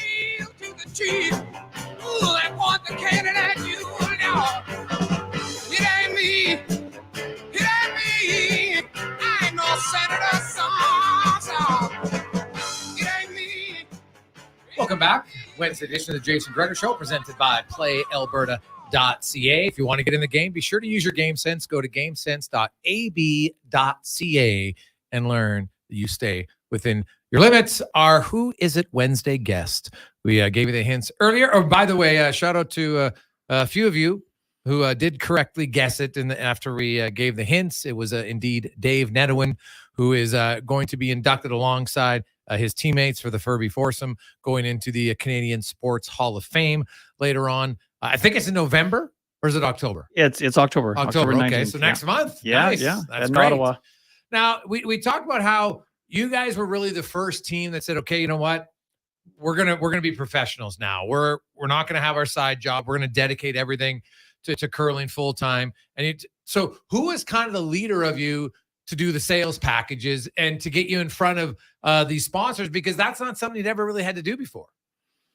Yeah, I think for us it was a complete team effort. I mean, everybody sort of had their different skills. Certainly Randy had a lot of connections through his years of playing. Marcel was really great at just presenting. We went and did all sorts of speaking engagements, and he's really great at that. I enjoy doing that. So it wasn't really just one person. Trying to think exactly how that happened. We ended up during the NHL lockout. I'm trying to think of what year that would have been. 2005. We actually had the Sports Corporation representing us as agents because they needed Rich Winter and them. Yeah, they needed some help in terms of clients that they could actually go out and potentially market to their sponsor, their brands. So anyway, we were represented by them for a year and a half. But anyway, it was kind of just a joint effort, and I think it just started to snowball because we were doing things a little bit differently. And it definitely had some results in terms of the sponsorship, which is great. I mean, we've seen it go up. I think right now, every year you're seeing more and more sponsorship for the teams that do it well. But again, it's a skill. You got to work at it like everything else. Whereas, that's really how curlers kind of get by now. Yeah. They don't win enough necessarily to, make a living out of it, especially, you win, if you win a big event, maybe it's $20,000 divided by 4, take off all your expenses. You're not getting rich off it, but what you can do is cover your expenses with sponsorship, and your winning is kind of like your pocket change, your money. Okay. Yeah. So when you look at kind of how the evolution of the game, and I think it's been better, but people are always a little nervous. Was there pushback? You mentioned how people kind of joked about what you were wearing because now suddenly you're like NASCAR a little bit, right? And you've got different colors and different logos and sponsors, but that's how it works. Was there a lot of pushback, or was there a lot of people saying, hey, how are you guys doing this?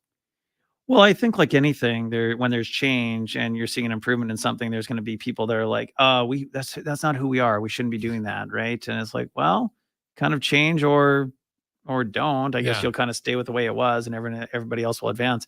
I think the real friction came from the fact that we were just full-time practicing, training, doing everything that we could.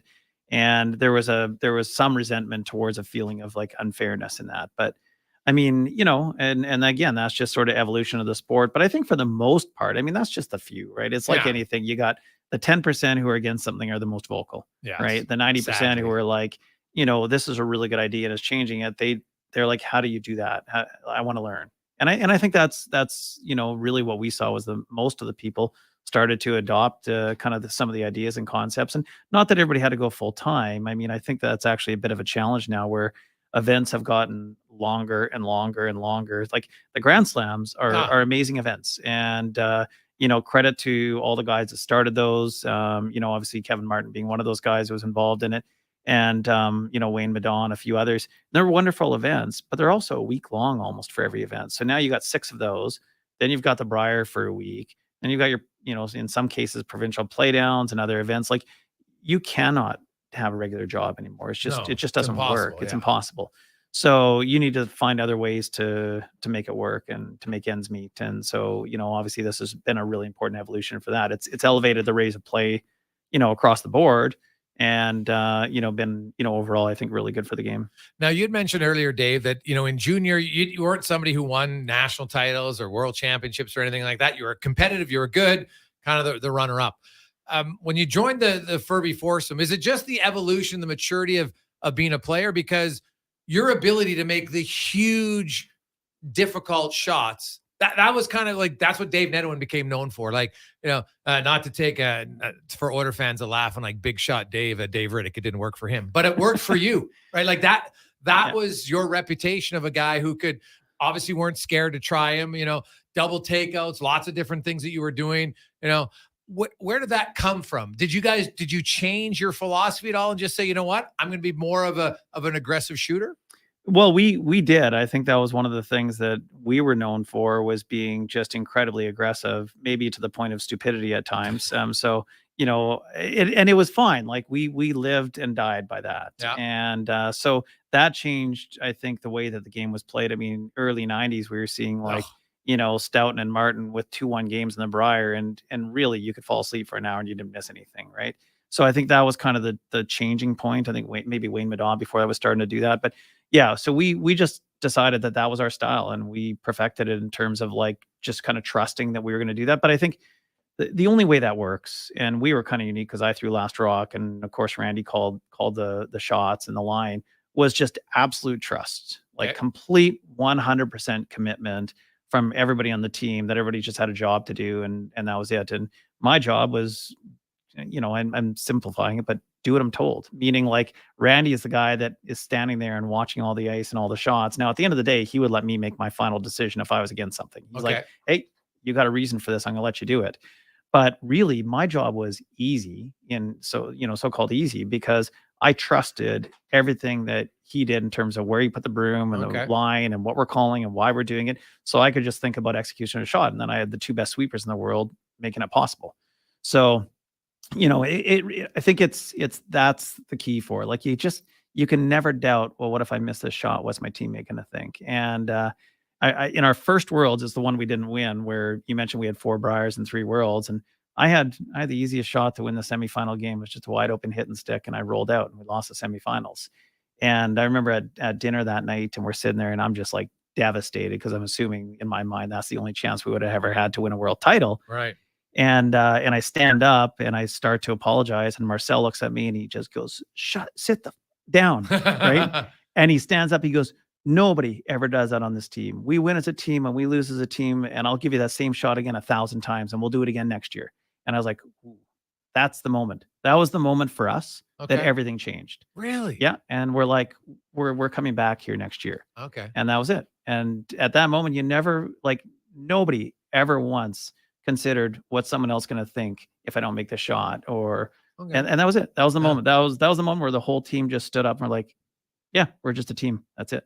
It's interesting how, I had Lorianne Munzer in studio last Friday talking about how for her, she lost at 30, and she knows a 39-second race.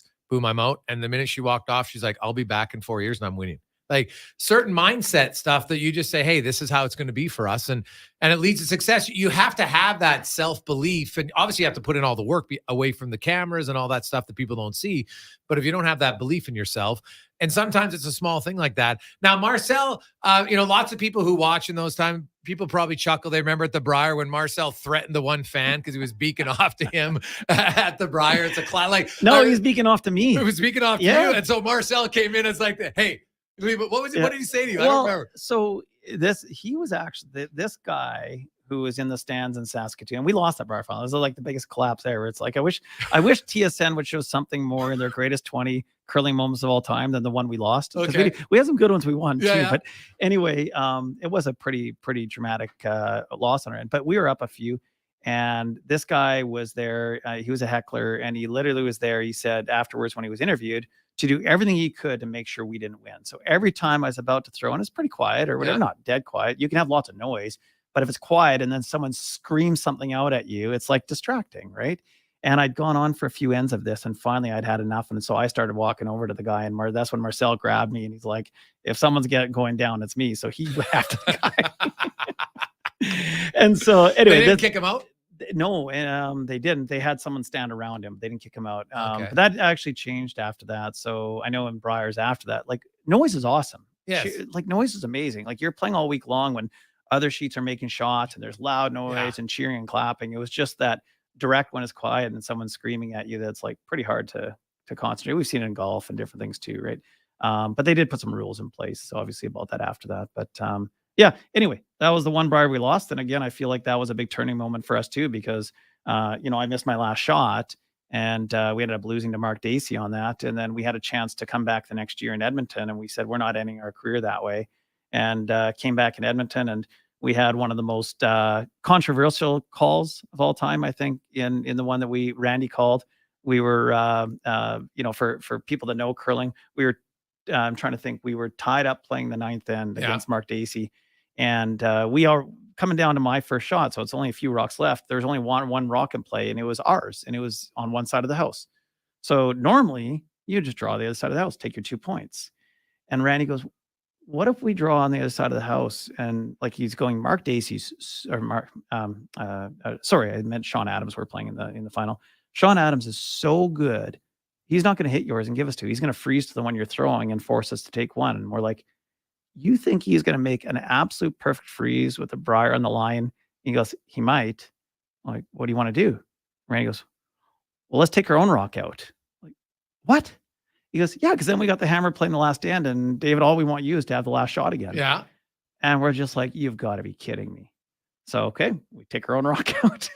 We blank the end, and then it goes to the 10th end, and we have last rock, and I have a draw to the 4-foot to win this time. What did Adam say when you guys took out your own rock? Oh, he couldn't believe it. But he also said afterwards, he knew why we did it, because he goes, it was because of what happened in Saskatoon the year before where I missed my last shot. And Randy's like, you're not missing it again. And he's like, we'll give you the 4-foot, you just make it. Yeah. And that was it. So we took our own rock out, and then that was probably the most scared I've ever been, because he puts one in the rings. Yeah. And now I have to blank the end. Oh my gosh, I better not nose this and take our 1. And we could have had 2.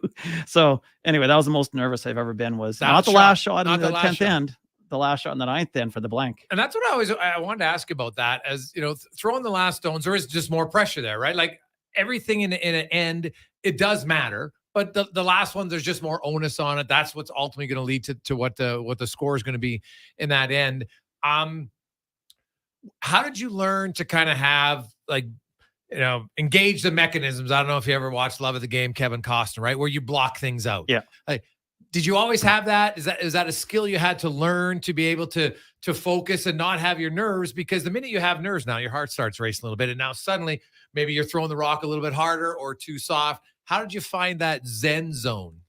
Well, I think it's a bit of both, meaning like you can learn it and you kind of naturally probably have a little bit of that in you. Okay. So we definitely worked with some of the sports psychologists and doing some drills, and we put heart rate monitors on. They have way more today from the technology standpoint. Like my daughter's team is working with sports psychologists every week to talk about all these kinds of things. But for me personally, I mean, I can't really speak about the other guys, but I was way more relaxed in a venue that had thousands of people in it. Okay. Like it just, for whatever reason, I just felt no pressure. Like I was, and which is kind of backwards of what you'd think, but we had 18,000 people in the building that day, and it calms me. Like I just feel like this is so enjoyable being in a building where there's all these people that have paid to watch you play. How does it get any better than that? And every time you sort of like, and this is what our team had a lot of fun. We'd always look around at the crowd and laugh a little bit and point people out. And we just genuinely enjoy the atmosphere of a venue where there's lots of people. And so those are the moments where I was the most calm, I would say, is when the crowd is the biggest.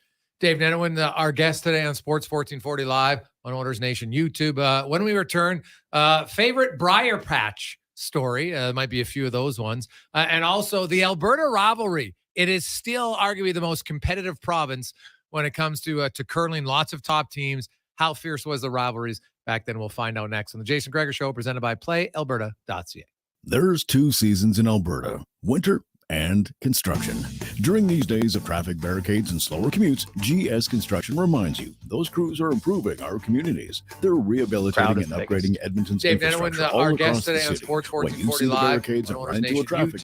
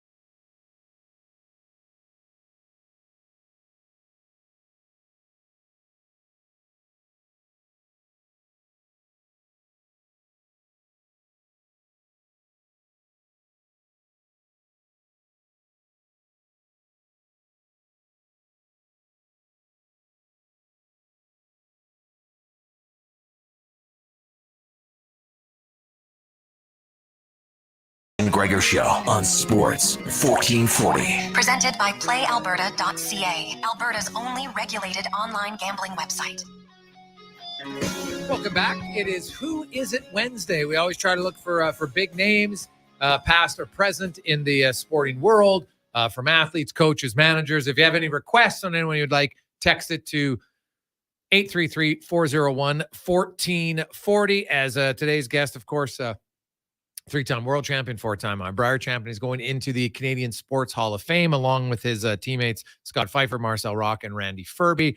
Coming up next month, Dave Nedohin is our guest. And Dave, the rivalry, it was legit, at least for somebody who, now I covered it, a little bit, but the Furby and Kevin Martin, like Alberta just itself, then Kevin Cooey comes in and you're just like, oh my goodness, you might have three of the top teams in the world just trying to get out of their province, for goodness sakes. How intense was it? Like, was it, because there's not physical play in curling, but like how in depth did you find the animosity was at the peak when your two teams were both great? Oh, it was real. There's no question. It was real. But I think that just comes from two teams being extremely good and extremely competitive with each other and also close in proximity. So we're playing each other week after week after week. And it's like final after final after final or whatever. It was real. There was a period of time there where we didn't like each other very much. No. But I also think that's good though. That's competition, right? But I also think that you kind of finish that period of time, and I'm really good friends with Mark and Ben and John, and I played with Kevin. I played with him for a year after that for a while, and like it's just that moment, right, where you're just like you are absolute arch rivals, and you don't sit there and necessarily go up and have a drink with them after. You don't like each other very much during that period of time. But I would say we would never have been able to be as successful as we were without Kevin Martin and their team. There's just no way we could have elevated our play and gone, here's the bar. Here's what we need to do as a team to be the best. And Kevin Martin was the best. And we just knew we needed to be better than that. And so there's no way we would have been able to do what we did without Kevin. And he went on, obviously, after our run, to just dominate for a number of years. And I guarantee you ask him, he would say the same thing. That would not have happened without us. Right. So there was a mutual, there was definitely friction there and feistiness, but there was a very strong mutual respect, I think, between the two teams as well. And I think that's the key to it. And now you look at Kevin Cooey, like you said, who just sat there in the shadows for 8 years or 9 years before he finally broke through, because, he had to go through, it's not like he had to beat one of us, he had to beat both of us, and that wasn't going to happen. And all of a sudden he gets better and better and better. And now arguably one of the most successful skips of all time. Yeah. And I mean, he's that got 5, right? Yeah. And that happens because of us and because of Kevin, and he knew where he needed to raise his game to. I remember just even Mark Johnson, who was a really great, he's a senior men's world champion here from Alberta. And I remember after provincials one year, he's like, if only I'd been born in some other province, he says. Like, yeah, no, it's true, right? Like you'd have, there was times where getting out of Alberta, you're almost anointing yourself as the Brier champ, right? Like Manitoba had some pretty good teams there for a while, and Ontario had a stretch drive for a bit, but like Alberta, and even now, this many years later, it's the same. Yeah, it is. There's now you've got the Botcher and Cooey situation, and there's some other young guys that are coming up kind of in their shadows too that are really good, but they're just not breaking through the Botcher and Cooey kind of wall. That's but they hard. will. Yeah, I mean, eventually you will, but it's difficult, right? Yeah. Like, and you look in lots of sports, there's lots of teams that are really good, and they could maybe beat like the Buffalo Bills. You're like, yeah, okay, you know what? Maybe we can beat Cincy, but we probably can't beat Cincy and KC. Right. Right. And so you see it in a lot of sports all the time. Now, the Brier Patch is something that, curling fans, it's almost as fun as watching curling for a lot of the fans, right? And I think for players, now it's changed a little bit, but like, do you have a favorite Brier Patch moment? Oh, I don't know if I have a favorite moment, but I do remember when we won our first provincials. And right now, like, this is something I don't like about the game anymore, is that the socialization is kind of gone. Like, there's all these rules everyone has, and no one goes upstairs for a drink, and no one visits because they're competing tomorrow. And I get that. You got to do all the right things, right?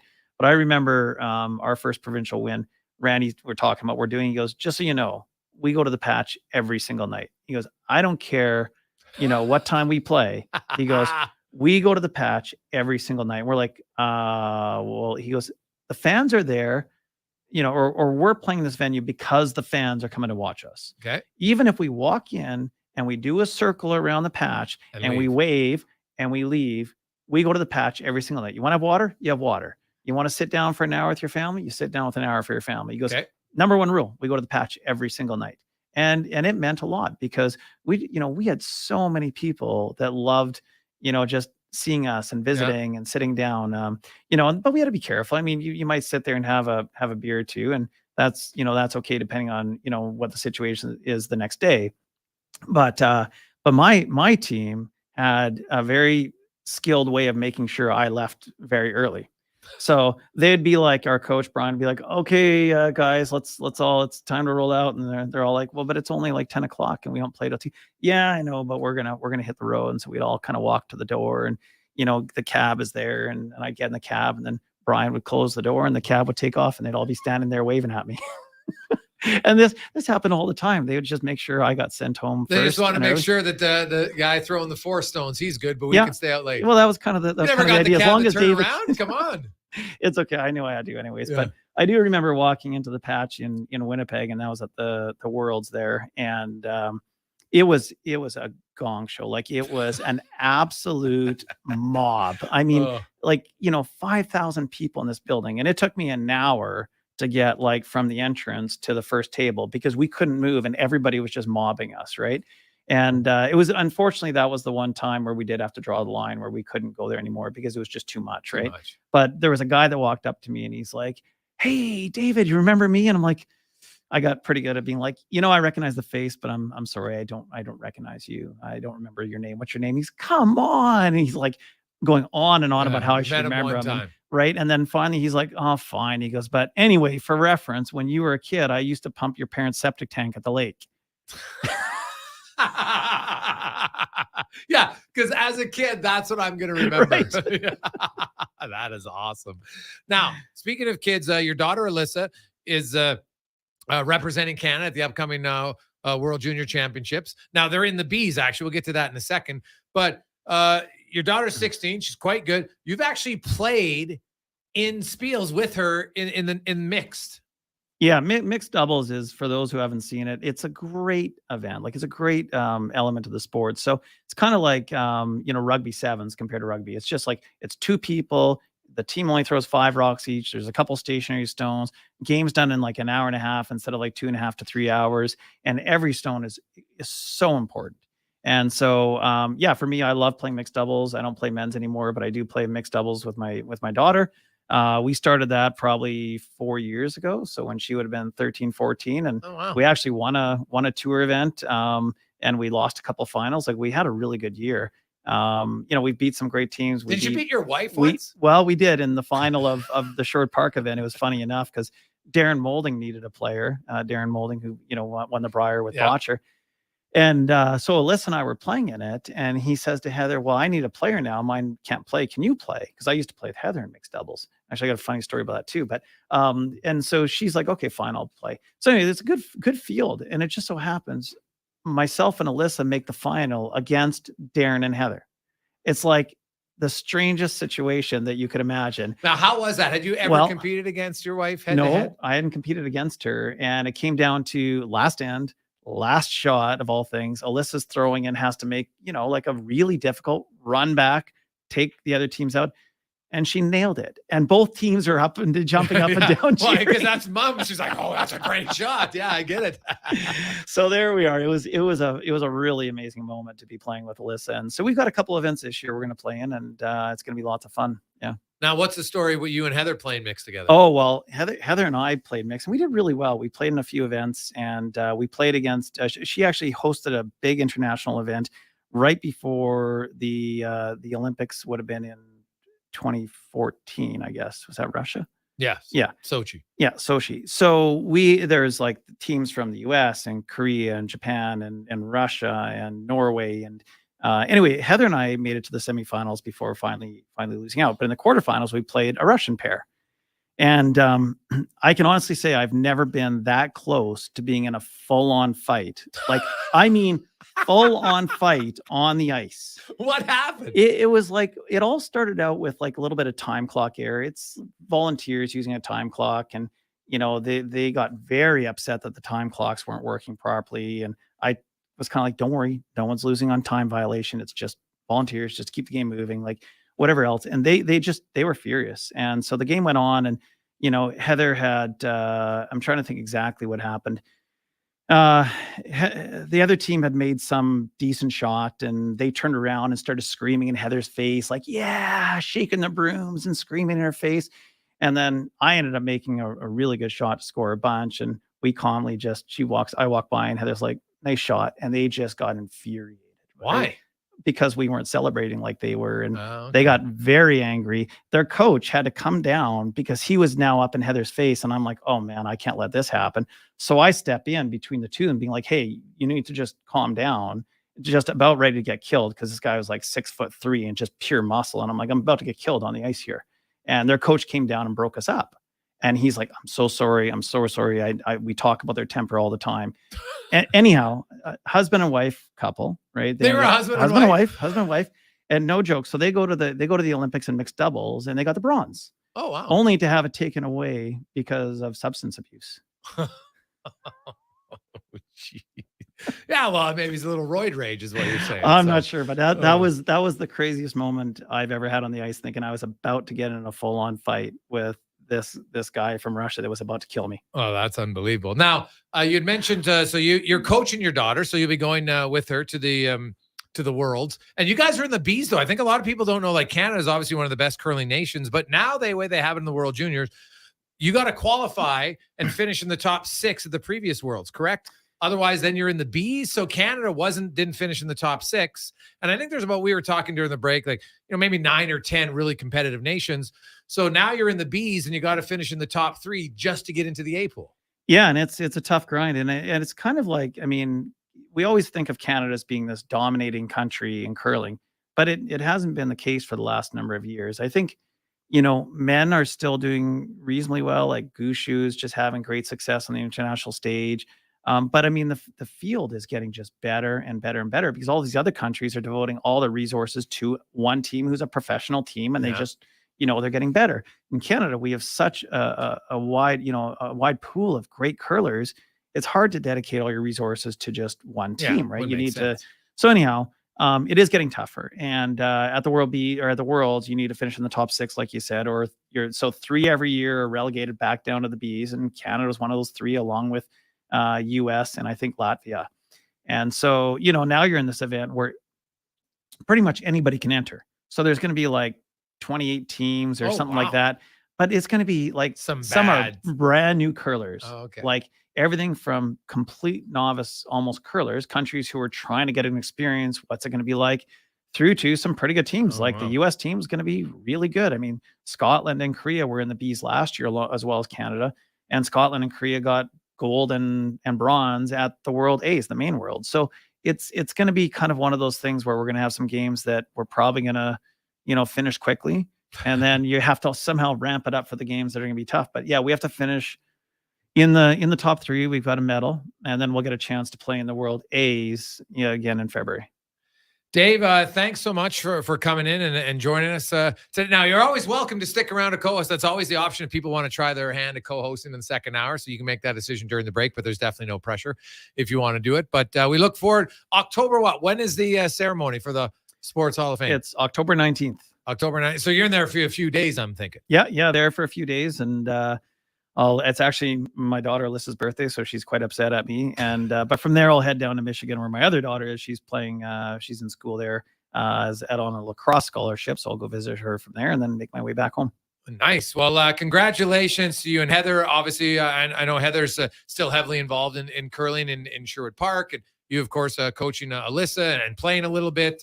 And I'm sure. So do you make like a few appearances a year? Aren't you playing right away for Team Australia or something? Yeah, it turns out I've been asked to fill in this weekend a little bit for the Australian team. Yeah, I'm playing tomorrow down in Beaumont in a tour event. One of their players got quite ill. Okay. So yeah, I'm going to fill in and play for Team Australia for a few games. I think we play an American team right away. And then in our pool is a team from Norway, I believe. And I'm not sure who else, but yeah, I'll get a few games in this weekend. So is it one of those things like riding a bike? Yeah. I've thrown a few rocks so far Okay. this fall, not a lot, but I'll, from here, I'm actually tonight going to go off. I have to coach my daughter's team. So I'll stay around a while longer and throw a get some few. stones in and just kind of make sure I'm ready for tomorrow. But, you know, it's all about, it's a new team, right? So I Yeah. got to know them. Yeah. So it's all about being smart about how you play Okay. and not necessarily, thinking that you're just going to quite be the way you used to be. But hopefully I can find a way to win a game or two. Yeah, well, that would be nice. Well, for sure. Anybody out in Beaumont, you want to check it out? Dave Nedohin, Canadian Sports Hall of Famer, 4-time Brier champ, 3-time world champion. He'll be out there in Beaumont this weekend. Thanks so much, Dave, and continued success. Thank you very much.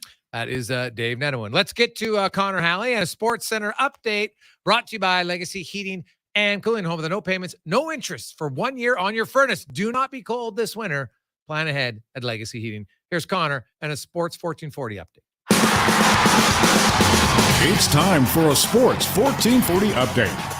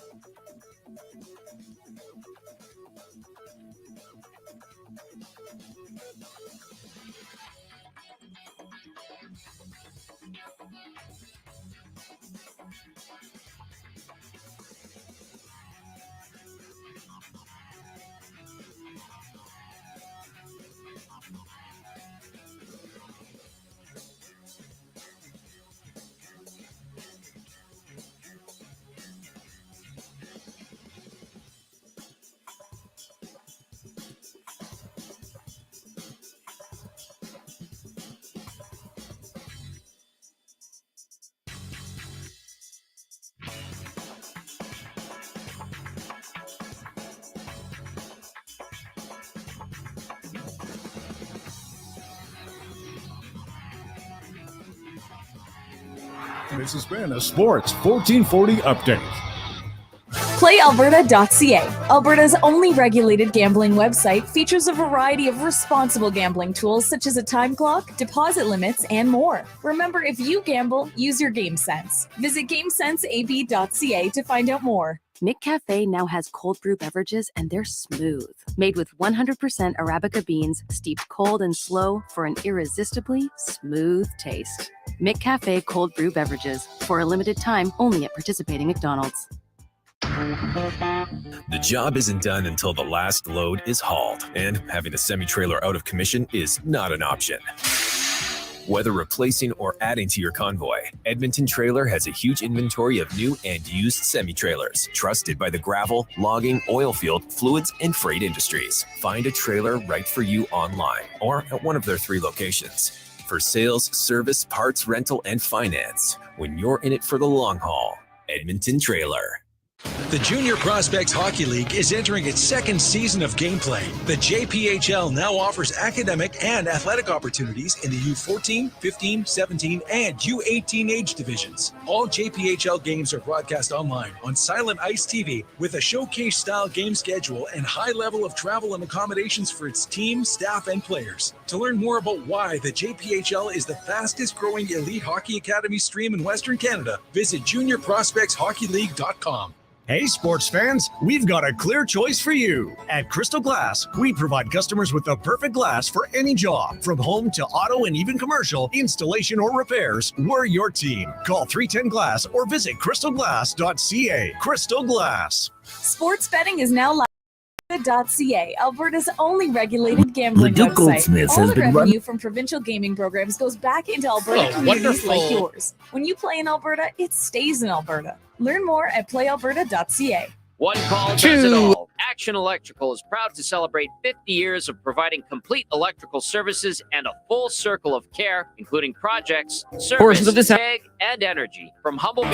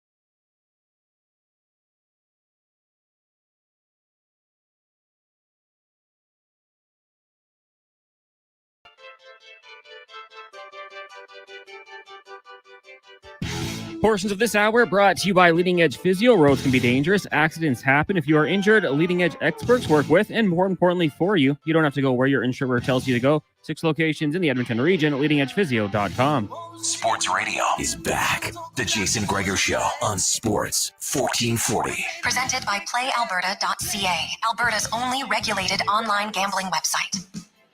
All your life, all your past, that your daddy gonna talk to you. But you were living in another world, trying to get a message through. No one heard a single word you say. You should have seen it in your eyes. Leads on the planet. Football, hockey, basketball, baseball. You can bet on it. Sign up today with the promo code SPORTS50 and get a $50 free bet right now at PlayAlberta.ca. We'll get to the text message. We're going to get to Connor Halley momentarily in a bit. Hey, guys, great guest, Jason. It's only 2 weeks in, but I'm loving it. I'm very curious. Who will we have next week? Well, I can't tell you. That's why it's Who Is It Wednesday. But we already have our guests scheduled for next Wednesday. And I can tell you, I think the audience is going to be very interested in this conversation. Very much. For a variety of different reasons. As far as interest level, because it's something you're passionate about intently. The subject is going to be something you're passionate about, for sure. That I know.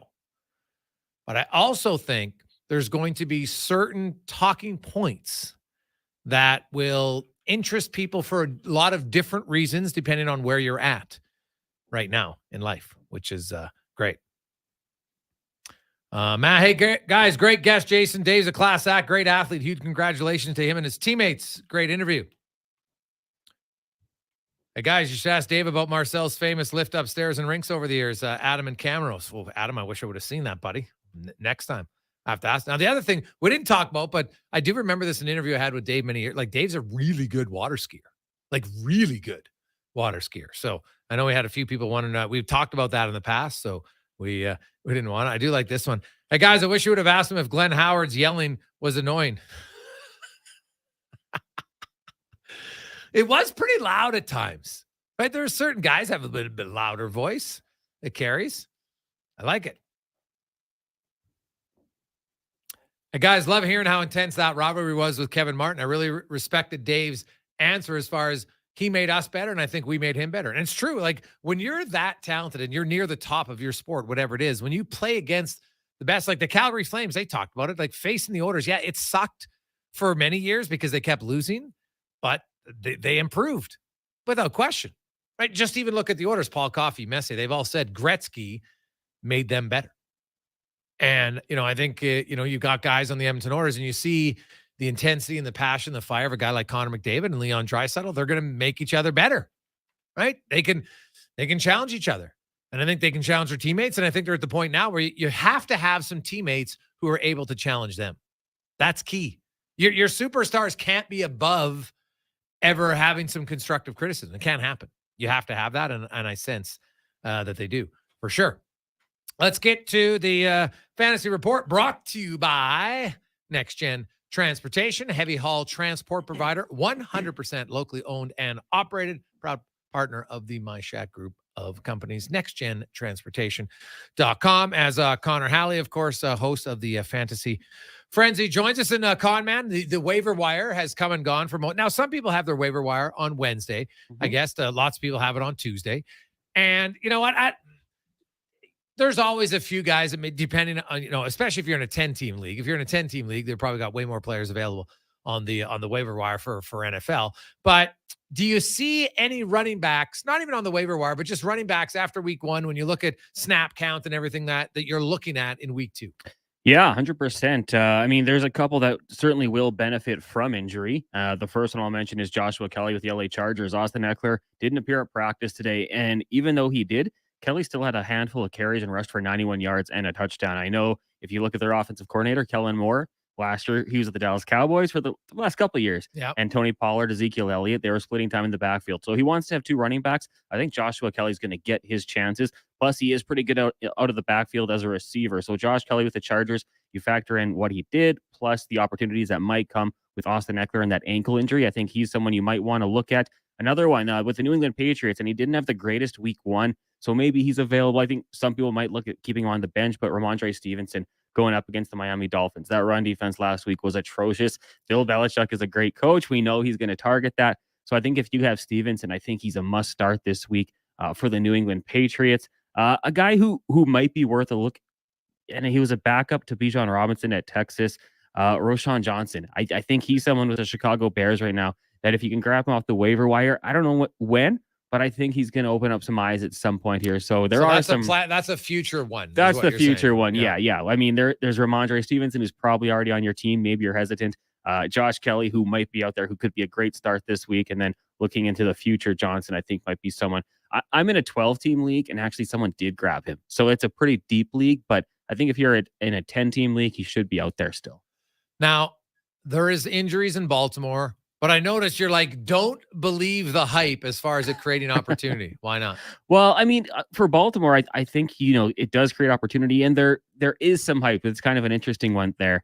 Gus Edwards and Justice Hill are probably the guys who get the majority of the carries there. I know they elevated Melvin Gordon off the practice roster. I don't think he's going to be a factor. But the one guy I really do like this for is the receiver, Zay Flowers. Mark Andrews, he's questionable to play this week.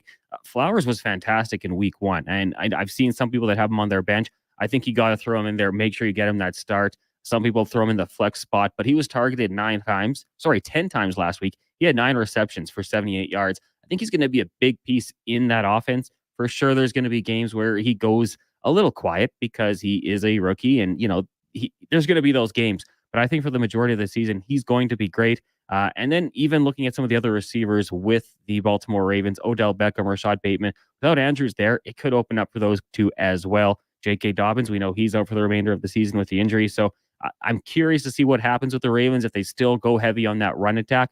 But I think it's going to open up some receivers for these receivers. And, Lamar Jackson probably attempts more than 22 passes this week. Yeah, you'd think so. I think so. Yeah, I hope so. you hope so? What, do you have him? No, but I like to see him throw it around a little bit. Okay. You know what? It's funny because we got a lot of texts coming in already at 833-401-1440. The big thing I find at times is it's week 1. The last thing you want to do is overreact, right? It's 1 week, and considering lots of these guys, they didn't even play in the preseason. Yeah. Right. And so people are, I'm going to drop this guy. Oh, we should drop that guy. I think that's always dicey, man. Like, I wouldn't just jump on a guy and think, oh, this guy's going to be it for sure. It doesn't make any sense. And to just throw the guy away. Oh, it's 1 bad week. Right. Like a lot of people are like Rashid Shaheed in New Orleans for sure. And I'm like, what are the chances that he's going to have a game like that again all season? Now I could be wrong, but when you have Chris Olave and you look at who's ahead of him, I'm not sold it's realistic. What do you think? I mean, I saw that mic'd up where Derek Carr was saying, hey, we're getting this opportunity. You're going to take a shot downfield. We're going to go for it. Yeah, I think there are some guys you can't go all in on. 2 with the LA Rams, Tutu Atwell, and then Puka Nacua, 2 guys who went for 119 yards each, like fantastic against the Seattle Seahawks. I can't say I saw that one coming, but am I going to rush to the waiver wire to try to pick those guys up? Well, they've got the San Francisco 49ers this week. I'm not going to rush to the waiver wire, grab those guys and throw them into my lineup because the San Francisco 49ers defense is unbelievable. So I don't want them out there for that one. I think you got to be wary. I mean, you drafted your team for a reason. You got to have some faith in them. Don't panic after week 1. I guess if you have those roster spots and you think Nacua can be Cooper Kupp 2.0 until Kupp returns, if he returns, sure, you can stash him on the bench, but I'm not rushing to start those guys this week. What about a player who, when he was in Chicago, everyone's like, oh, wait till this guy gets a quarterback. If he gets a quarterback, he'll be unreal. Allen Robinson. Now, he didn't have a great year last year, but Allen Robinson had 8 targets, 5 catches, right? Decent. Okay, I think he finished with something like, 60-plus yards. When you look at Pittsburgh and Johnson got banged up, where do you stand on Allen Robinson?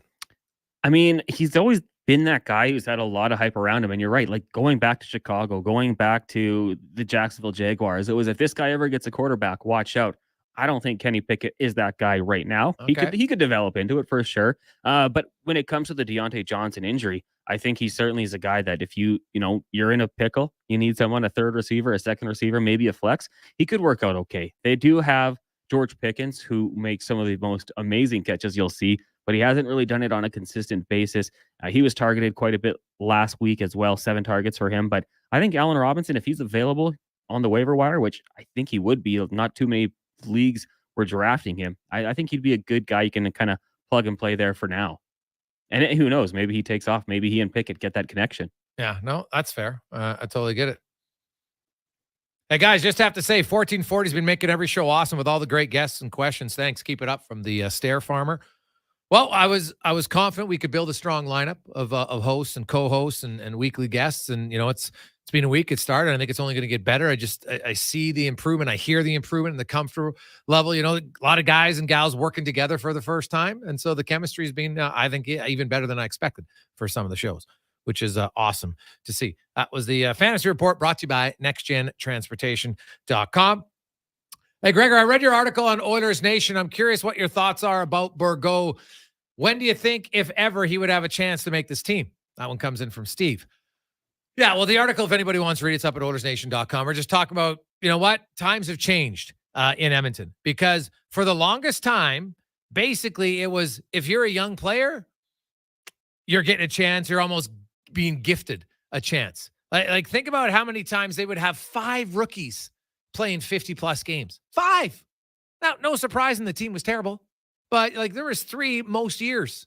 Right? Remember, Hall, Eberle, Playari all came in 1 year at the same time. And it wasn't just them. There's a few other rookies on that team. I have to remember, who were the other 2 rookies? Omark, right? Hope. I think Jeff Petrie also. So you just can't do it. And now you look at the orders. So now there could be a rookie in their lineup. Raphael Lavoie could make the team. He'd be a rookie. But Raphael Lavoie, his birthday's later this month. He's going to be 23. Holloway's birthday's later this month. He's going to be 22. Broberg turned 22. There's no teenagers. There's no 19-year-olds. There's no 20-year-olds. There's no 21-year-olds. And to me, that's a good thing. So when I look at Xavier Bourgault, he's had 1 year in the American League. Nothing wrong with that. If this was 2008, Xavier Bourgault 2010, he might have been in the lineup as a rookie. Honestly, that's how bad they were. Like, you go from being a team that can win the cup to being a team that can win the draft lottery. It's pretty different. So when could Bourgault? It's a really good question. He had an okay rookie season. I think, like a lot of 20-year-olds in the American League, it is really hard. It's extremely difficult league. And it wasn't like Bakersfield was blessed with a lot of high-end offensive talent. They were 24th in goals for last year. Now, they were 12th in goals against. They were better defensively than they were offensively. So I look at Bourgault this year. He'll be a year older, a year stronger. I really think that first year is a big learning curve for some guys. And in conversation with him, it didn't sound like his confidence got absolutely beat out of him. Some guys do, and they never recover. Like, it's really difficult because most of these players, they've been the best player on their team since they were 7, right? They're always used to scoring. They're always used to feeling like, man, I'm making a big contribution to the team. And now suddenly they're not. So Bourgault, could he get some games this year if injuries arise? I think it's possible. But I would think next year is a chance where, hey, maybe Bourgault has a shot. But if you look at the orders top, where's the opportunity for him? Right? You got to have an injury. He's not beating out Kane. He's not beating out Hyman. He's not beating out Nugent Hopkins. I don't think he's beating out Connor Brown. Is he beating out Raphael Lavoie? Raphael Lavoie was the best player in Bakersfield for the last 4 months last year. So he's ahead of Bourgault.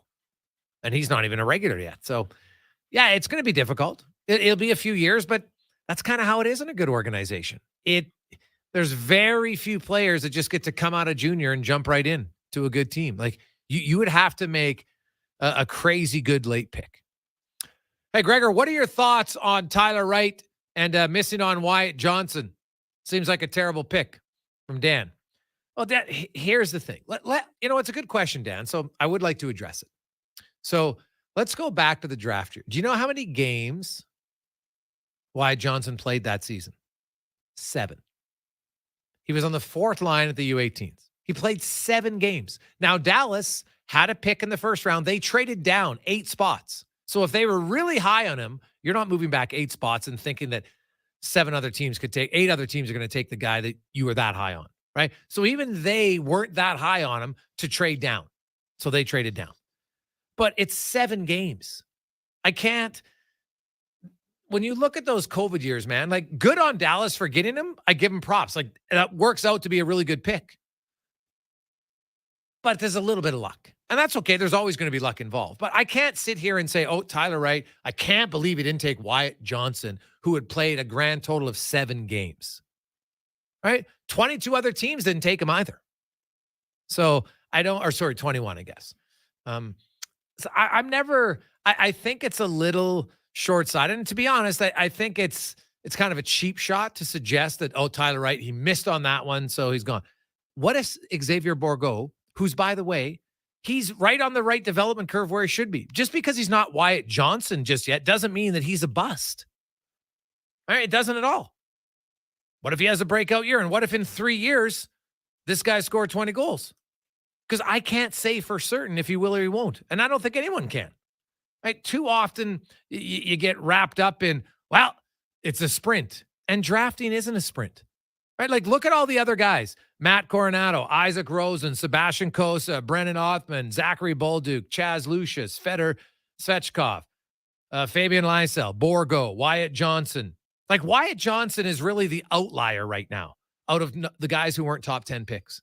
He's the only one outside of I guess Cole Sillinger was 12th, and he played 143. But all the other guys, like you had Matt Coronado played 1 game for Calgary, and Oscar Olofsson played 1 game for Colorado. I think it's way too early to want to say it's a guaranteed lock that Bourgault is a bad pick. That's all I'll say about that. When we return, we'll get to the oil report and more on the Jason Gregor Show, presented by PlayAlberta.ca live on Sports 1440 and those watching on Oilers Nation YouTube. How exciting is it to have Sports Talk Radio back in Edmonton? Tie game, bottom of the ninth with a full count. The kick, the pitch. It's high, it's far, it is gone. Walk-off home run. Yeah, it's pretty much like that. Edmonton Kubota is excited to welcome back Sports Talk Radio, Sports 1440. We'll be dialed in for every minute. Get it done, and then some at Edmonton Kubota. All compact and live tractors on on sale with 0% financing for 84 months. Stop by on 128th Ave or visit edmontonkubota.com. Actions speak louder than words. Japa Machinery Group puts your construction plan into action. CMG construction machinery you need. Available for rental or sale. Learn more at japamachinery.com. Hi, I'm Colin from Cantork. The call letters and studio have changed, yet Edmonton's passion for sports endures. Cantork proudly continues our partnership with Jason Gregor and is eager to get back in the game on Sports 1440. At The Brick, we're not just proud of this city and its rich sports history. We're proud. Hey, Mr. Plunger! It started right here in Edmonton over 50 years ago. And when we're not cheering on the Oilers and Oil Kings live at the game, or the Edmonton Elks under the bright stadium lights, we're in our stores. Welcome back.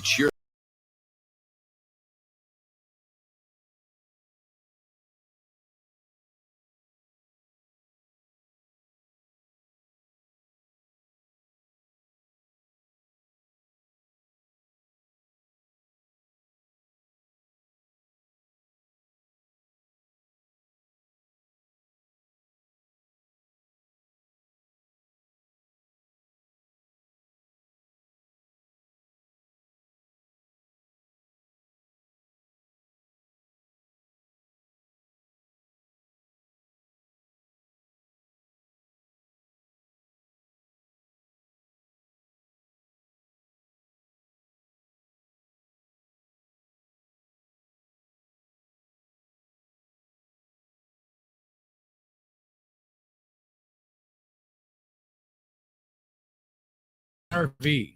I hope you're able to get out and travel this summer. Wherever the highway took you, we'd love to hear about it. In fact, why not bring in your RV for winterizing and show us those holiday selfies? We offer some very affordable and thorough winterizing packages to ensure your investment is protected. Or maybe you're thinking of upgrading for next season. We have the selection you're after, and you'll receive top dollar for your trade. Vision RV, just south of the Yellowhead on Highway 60. Faith is here with all the ice on in the booth. At the gate outside, when they pull up, they give me loose. Yeah, jump out, boys. That's Nike boys hopping our coops. Way too big when we pull up, give me the loot. Give me the loot. Was off the Remy, had up at post. Sports Radio is back. The Jason Gregor Show on Sports 1440. Presented by PlayAlberta.ca, Alberta's only regulated online gambling website. Different color chains, think my jeweler really selling fruits. And they joking, man, know the crackers wish it was sunset. Wednesday edition of the Jason Gregor Show rolling on. Man, what a fast show. Already 420, 423, 124 to be exact. So it's nice. Things are rolling by when you're having fun. Thanks, as always, for being along for the ride. I am Jason Gregor. You can get involved. You can text us in our Jiffy Lube inbox. 833-401-1440 is the number. You can always email us. Gregor at sports1440.ca. Connor at sports1440.ca. Any questions about different things like that, send them there. We get into that. If it's about the show right away, then obviously text us and away we go.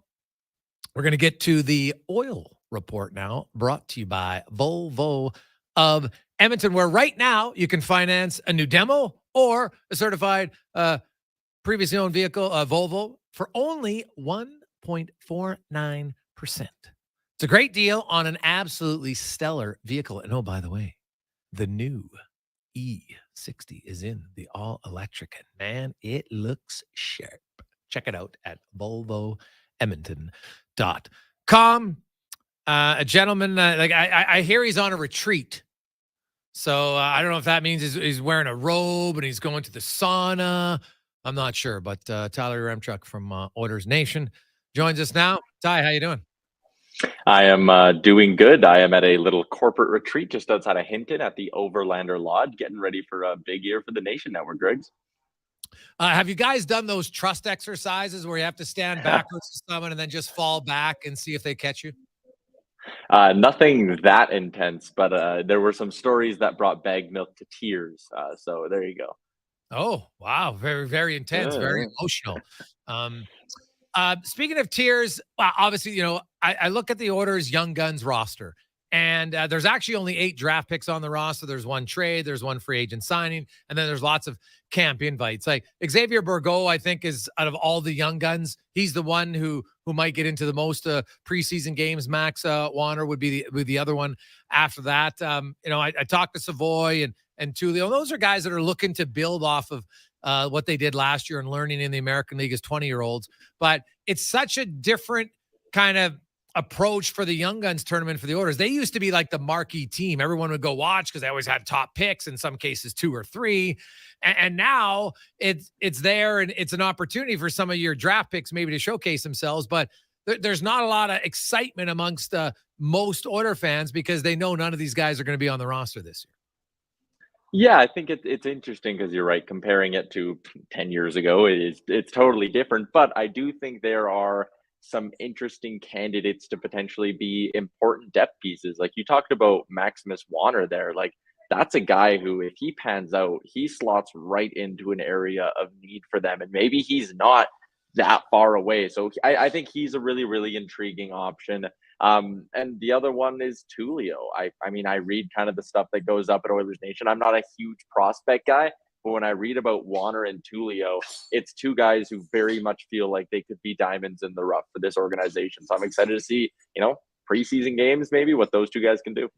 Well, Max Warner has made huge strides since he was drafted in the 7th round. And I wonder if he would have had a full season. He only played 17 games in the WHL bubble. That's why when people talk about those draft classes, I think people always have to remember, like, you're asking scouts to draft players on, 7 games, 6 games, 12 games. Like it's hard to do when you have a full season or 2. Never mind doing it when they're 17, 18 years of age and they've played less than 30 games. Like it's pretty difficult projection at that point. Leon Draisaitl, Connor McDavid are currently in Vegas. It's the big NHL to do. Now, my understanding is the Oilers are going to be following around Draisaitl a little bit. They followed McDavid last season.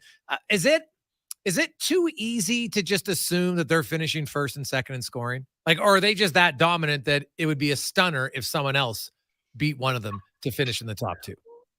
Well, we were talking on the DFO rundown the last 2 episodes about some over/under goal props for guys like McDavid and Draisaitl, and we had Matthews in the conversation as well. And the thing is, right now, it's easy to assume health, right? When it comes to Draisaitl and his over/under is like 50.5, McDavid's 54.5, and you're like, they're going to crush these numbers. But then you remember they were healthy last season. So, should the Oilers be expecting nearly 300 points between that duo again? I think it's dangerous to expect that because in all likelihood, like one of them could miss 20 games, 25 games this season. Like it's not out of the realm of possibility. So I hate saying like, yeah, lock them in for 1 and 2. But I would say if they're healthy, lock them in for 1 and 2. Well, the good news is I'm a big believer that health. Now guys get hurt one time, but Connor McDavid, he broke his collarbone. Since then, now some would say it's lucky because it was the final game of the season, but he's really only missed, I think 9 games since, right? He had the 7 games that he missed in the 71 game season of 2020 that was stopped abruptly. And Leon Draisaitl doesn't miss a lot. Like those two guys, they don't have a track record of injuries, and usually, not always, but usually that kind of plays out. Like Austin Matthews, if you look at him and you kind of pencil in, well, Austin Matthews is probably going to miss 7 or 8 games just based on his career numbers, right? Like last year, he missed 8 games, and some people felt like he missed 20, but he only missed 8. He played 74 games last season. So that's the one kind of benefit. If you look historically, there's outliers sometimes, but guys who rarely get banged up, for whatever reason, they find ways to not get banged up. So that's kind of a positive. Yeah, and the other thing I always, with that duo in particular, is I think there are players in the NHL who are as good or better than Leon Draisaitl. I've never been someone who truly believes he's the second best player in the world, but of the players who are in his tier, no one gets to play with Connor McDavid. And the difference with McDavid is that he has a running mate that is also in that top tier. Like, even if their production drops 20 points each, they're going to be the highest scoring duo in the NHL again. Like, the bar they set is crazy, where maybe I should walk back my first answer. Like, if Draisaitl misses 20 games, that duo will still be the highest scoring duo in the NHL, right? Probably. So who would you put, who's on the tier then? If McDavid's in the first tier by himself, who's in the tier with Draisaitl? McKinnon, I have Matthews. I think it's those two. Pasternak is close for me, but maybe he's not there. And I also think I'm looking at it as forwards only. Like, I think Cale Makar's impact on the entire game would put him in that tier as well. I think Adam Fox is probably really close when it comes to his impact on the game of being really close. But unless I'm missing someone crazy obvious, I think my second tier would be Draisaitl, Matthews, and McKinnon. Yeah, and that's fair. I find it curious because people will say, well, McDavid and Draisaitl, they play together, they have the advantage. And I'm like, okay, but Matthews plays with Mitch Marner. McKinnon plays with Rantanen, right? Like, it's not like those guys are, no offense, they're not playing with, fourth line guys. Like, those are pretty elite offensive players in their own right in the National Hockey League. And just because McDavid and Draisaitl find ways to crush them on the power play, like, that's the one thing that always makes me chuckle is when we're like, oh yeah, but it's power play points. I'm like, well, does Matthews and Marner and Rantanen and McKinnon not get basically the same amount of power play minutes? They do. They just aren't as productive. Yeah, but again, I think my counter argument would be take a look at how many power play points Mikko Rantanen had last year. I think we would both agree if you put him in Draisaitl's spot, he puts up more power play points as a product of playing with Connor. Again, Leon Draisaitl is without a doubt in that second tier. I think people who go out there and will say like he's a 2C and a power play merchant are like way out to lunch as well. But I don't have him alone in the second tier is my only point. My one thing about Rantanen is he doesn't come close to carrying a torch for passing the puck like Draisaitl. And Draisaitl's passing ability on the power play. Like, look at some of the goals. Like, as much as he benefits from McDavid benefits a lot from Draisaitl for sure. So I think Draisaitl's passing is really what separates him from those other guys. Just if we're just talking power play points, because McKinnon, Rantanen, Matthews, Marner, none of them could move the puck like he does. Yeah, and again, maybe I should clarify that too. Like, Rantanen last year had 37 power play points. Good amount of power play points. And I'm not saying he would put up Draisaitl numbers. I'm just saying he probably puts up more than 37 if he's on a power play with McDavid, right? Like, there's an effect, even if it's not as drastic as some Oilers detractors would like you to believe. Well, that's the next question is the Oilers power play, because it's funny, for many years, like 44, 42 points, that's what Draisaitl and McDavid got on the power play. And then last year they went nuclear, right? And both, three guys with 50. Like, they had the top 3 scorers on the power play with Nugent Hopkins. And like, we're talking I think they were only the second team ever to have 3 guys with 50 power play points. Like, that's how good it was. It was historic good. Where do you see their power play? Like, it's hard to think it's like, even if it goes to 28%, it's still ridiculously good.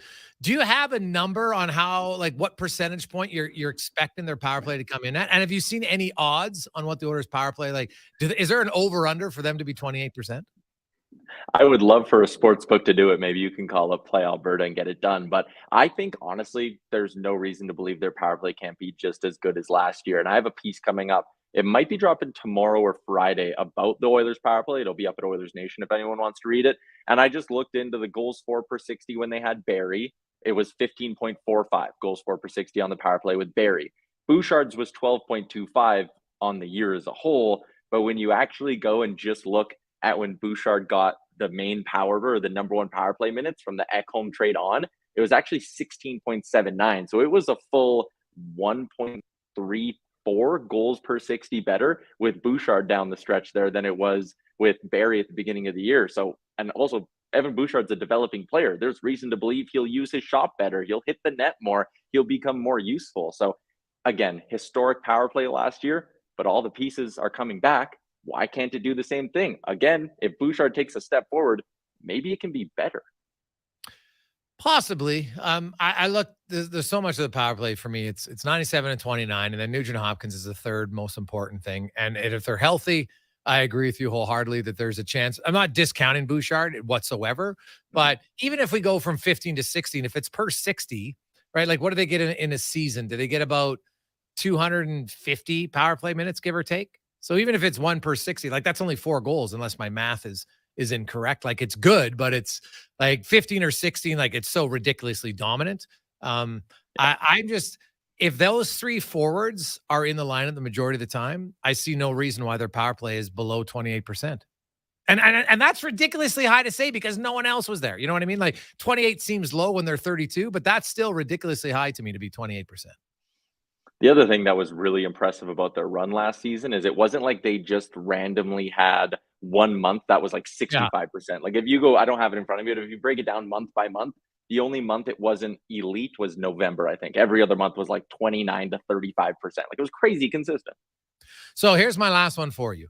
Who is the player that you think, and obviously it excludes Draisaitl, it's kind of hard to have a breakout year. Is there an Oiler that has an unexpected breakout season? And if so, who is it?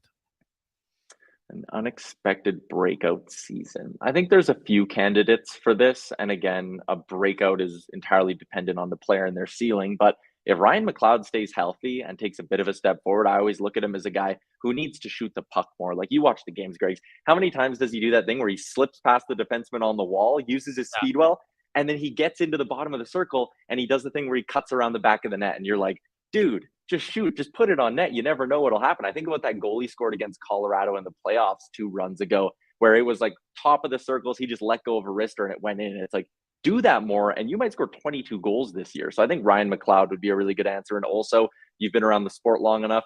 Players love popping in their contract years. Warren Fogle missed like 15 breakaways last season. He maybe scored on 2.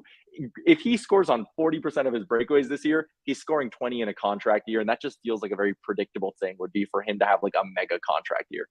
All right. So I like the McLeod one. I think Ryan McLeod is poised to, take on a bigger role. You gain more confidence. I really liked how he added a little bit more of a physicality edge to his game in the playoffs. And with his speed and his size, use that more often, you're going to be more dangerous. Ty, thanks for this. Get back to the retreat, the meditation, get bag milk, some tissues, and we'll talk to you next Wednesday. Sounds good. Thanks, Greg. It's Tyler Yaremchuk from Oilers Nation. That's the Oil Report brought to you by Volvo of Edmonton. So that's a question to you, texters, or if you're watching online at Oilers Nation YouTube. Which player do you think, you only get one, but which player do you think has the best chance to have an unexpected surge offensively this season for the Edmonton Oilers? You can text us in our Jiffy Lube inbox, 833-401-1440. We'll come back. We have 5 questions and more on the Jason Gregor Show, presented by PlayAlberta.ca and Sports 1440 and live on Oilers Nation YouTube. Sports betting is now live at playalberta.ca, Alberta's only regulated gambling website. All the revenue from provincial Sounds gaming good. Thanks, programs Rex. goes back into Alberta communities like yours. Just now.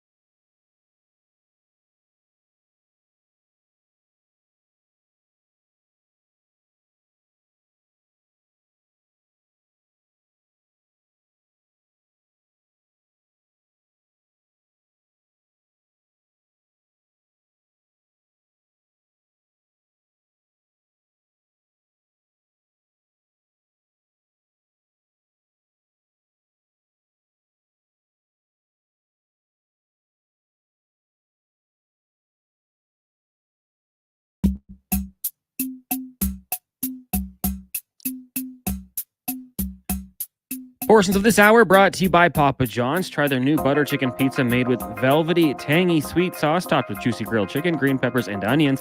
Large butter chicken pizza for just $19.99 for a limited time only at papajohns.ca. Sports Radio is back. The Jason Gregor Show on Sports 1440. Presented by playalberta.ca, Alberta's only regulated online gambling website.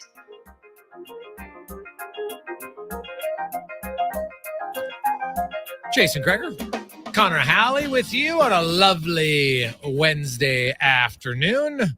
Coming to you live from the eWell studio, EWEL.ca. That's their website. For all your electrical needs, they can help you out. Dave and his crew down there, they're fired up to be on the station. We're fired to have them. And they got a whole brand new location just off of 184th Street. It is massive. They have everything that you could possibly think of. They'll design, build the distribution systems and more. So check it out, EWEL.ca. I'm Jason Gregor. He's Connor Halley. This is Sports 1440. Also coming to you live on YouTube. If you haven't checked it out, you want to see, you can. Tarps are on, just so you know. I figured it out. I can't trust yet that we will be able to turn the temperature down. So I'm wearing shorts and sandals right now just to keep it from sweating as much. Like yesterday, long sleeve shirt, that was a rookie error. A rookie mistake. It was brutal. I think I went through, no joke, like 4 glasses of water and big ones. So it's a little hot still. So I know we have Troy. He's working on with the technicians, but hopefully we will have it a little bit cooler in here. A little bit cooler. Like Con Man had a long sleeve shirt on today. That was after yesterday. I can't believe he did that. I wore jeans too. I'm like looking at Simon's like, could I run over there and grab a pair of shorts in the break here? I've been looking at little AC units they have around the mall. $50 if we want to purchase one of those. Dude, seriously, I'm no joke. I'll give you the $50. Yeah, I mean it'd be a wise investment. And they have those things that go around your neck that have the fans on them. Oh, I actually bought one for Ashley, so I might sneak it in tomorrow and let's try that out. Give it a demo. Yeah, let's do it. Got to find ways to beat the heat. Yeah, we got a lot of texts coming in. The Conroys, as well as Mike and Paul and Pete, are all on the Connor Brown breakout train offensively. You can text us 833-401-1440. Cat Dad says, boys, Ekholm, I think he'll get another 20 to 25 points more this season. Possibly. Matthias Ekholm, you know what? Did you see some of the goals he scored last year? Like he's subtly good offensively. So I kind of like that one, not going with the forward, going with the D-man. Let's see. Guys, I'm all over McLeod. No question. I think he's poised. I'm calling it 19 goals from Justin. There you go. Now, let's get to 5 questions brought to you by The Brick. And it's the countdown. You only have until tomorrow. 60% off their tent sale on already listed items. 60%. Also, you can get up to $1,900 off select sofas and love seats. Huge savings on appliances. If you're looking for any of it, get there now at The Brick and thebrick.com.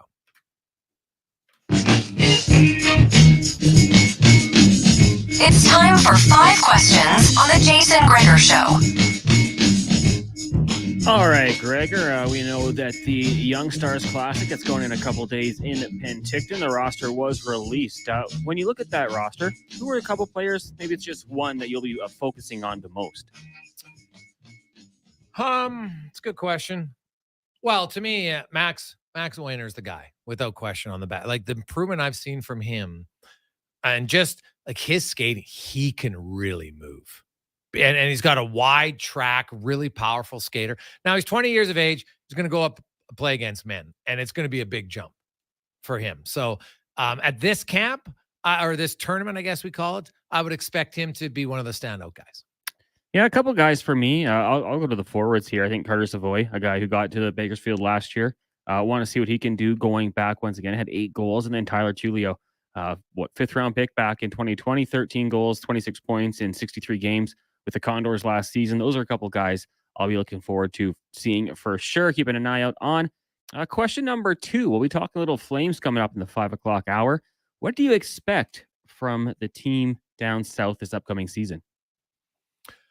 Well, we have Rob Kerr coming up, so we will talk to him about it. I would expect Calgary is going to be improved. I think the new coach, there's just going to be a different attitude around there. There might be a few players that are a little bit more relaxed. Jonathan Huberdeau is not going to be that bad offensively. I also don't believe he's going to be a 115-point player. I think that was like a great year. I don't expect Ryan Nugent-Hopkins to score 100 points again. But that doesn't mean that 80 points or 85 isn't really good. It's hard to score 100 points. Never mind do it in consecutive seasons. So I think they'll be better in Calgary, and I think they will push Seattle. I don't know if Calgary is going to be able to catch Edmonton or Vegas. And unless LA's goaltending really soils the sheets, I think Calgary is going to battle Seattle with Vancouver because they're kind of in the same boat. Yeah, I mean, I'm intrigued by Calgary. I know last year, 17 points coming in those overtime losses. I don't know what's going to happen with that one. Can they improve upon that? And I mean that in, winning in regulation and avoiding those overtimes or finding ways to win in overtimes. I don't know. I'm not too sure.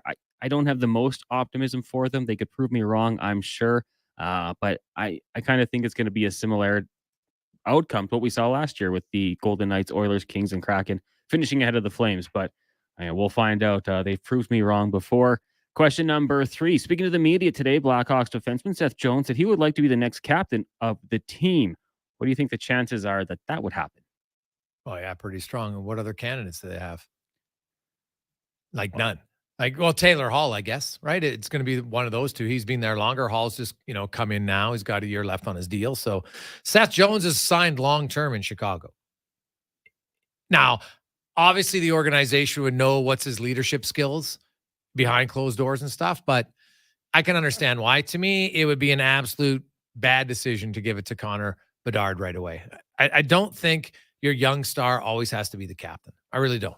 So maybe they don't do it for Seth Jones because next year they're going to give it to Bedard. But you know what? I'm not sure that's necessarily the right play. And that's kind of what I thought would happen, similar to McDavid in his second year. Get to see, go with a couple assistants, associates, whatever you want to call it for this year, one of them being Seth. That's just kind of what I thought they might do, go from Jonathan Toews to Connor Bedard. I don't know if it's the right move, putting that pressure on him at such a young age and such a big market, but that's kind of the way I think it'll play out. So I say it's low chances that Seth Jones gets to see, but we'll find out. Question number 4, read an article about the top 10 female UFC fighters of all time. I want to ask you, and I'm not going to say the best technical, but was there one that you enjoyed watching the most? Ooh, you know what? I'll say this. I always felt, and no offense, I thought Ronda Rousey was one who kind of got overhyped a bit. Right. And good for her. She made tons of money. I think that's awesome. But when you just look at her skill and who she beat, I didn't think it was great. I was always a big fan of Nunez. You know what? She would be number 1 on my list of entertaining fighter. Holly Holm, man, she could take a punch too. But I will go with Nunez. Yeah, and I wouldn't argue with that one. The one thing I will say, when it did come to Ronda Rousey, even though she might not have been the best, it was always an event. So my friends and I would get together to watch her. So she would be one that I would say, because of the, hanging out with the friends, getting the pay-per-view, watching it as a big group, it would be Rousey, but I wouldn't have her as the greatest. Just one that we enjoyed watching. Final question for you today. On this day in 1994, the Notorious B.I.G. released Ready to Die, an album I would say loved by many, one of the greatest of all time. If you had to pick one, though, what is your favorite rap or hip-hop album of all time? Oh, man, there's a few good ones. And it's funny because a lot of it has to do with the time of your life and where you're at. Mm-hmm. I was a big, Straight Outta Compton was a great album, man. It's hard for me to go against that one, but the other one that I'm thinking now, I guess probably my favorite song, of course, rap all time is Bust a Move, but the album wasn't, the album didn't really match up to it, right? So I can't say album, but I would License to Thrill from the Beastie Boys? I think that's what it was. License to Ill, sorry, not Ill, Thrill. yeah. So yeah, that would be the other one. Beastie Boys had some unreal tunes, man. Yeah, for sure. A couple stand out to me. One of my favorites was the Black Album by Jay-Z. Going back, because I looked into this one, I had to see what else I might want to throw out there. Nas's Illmatic of 1994 was a good one. And then Mac Miller, Kids, was one of my favorite. I think every once in a while, I'll just run that one front to back and smile through the entirety of it. Now, Rest in peace. I know this might not, I'm sure that a lot of people will be like, you're an idiot. I was never a huge JC fan. No? No, his music just didn't connect with me. That's all. Not a bad artist by any stretch of the imagination, just wasn't my cup of tea, right? Eminem's got some pretty good albums too we could look at too. Oh yeah, for sure. I saw Jay-Z in concert and it just made me like him even more. He was that good in concert? So great he was a performer. Okay. 100%. All right.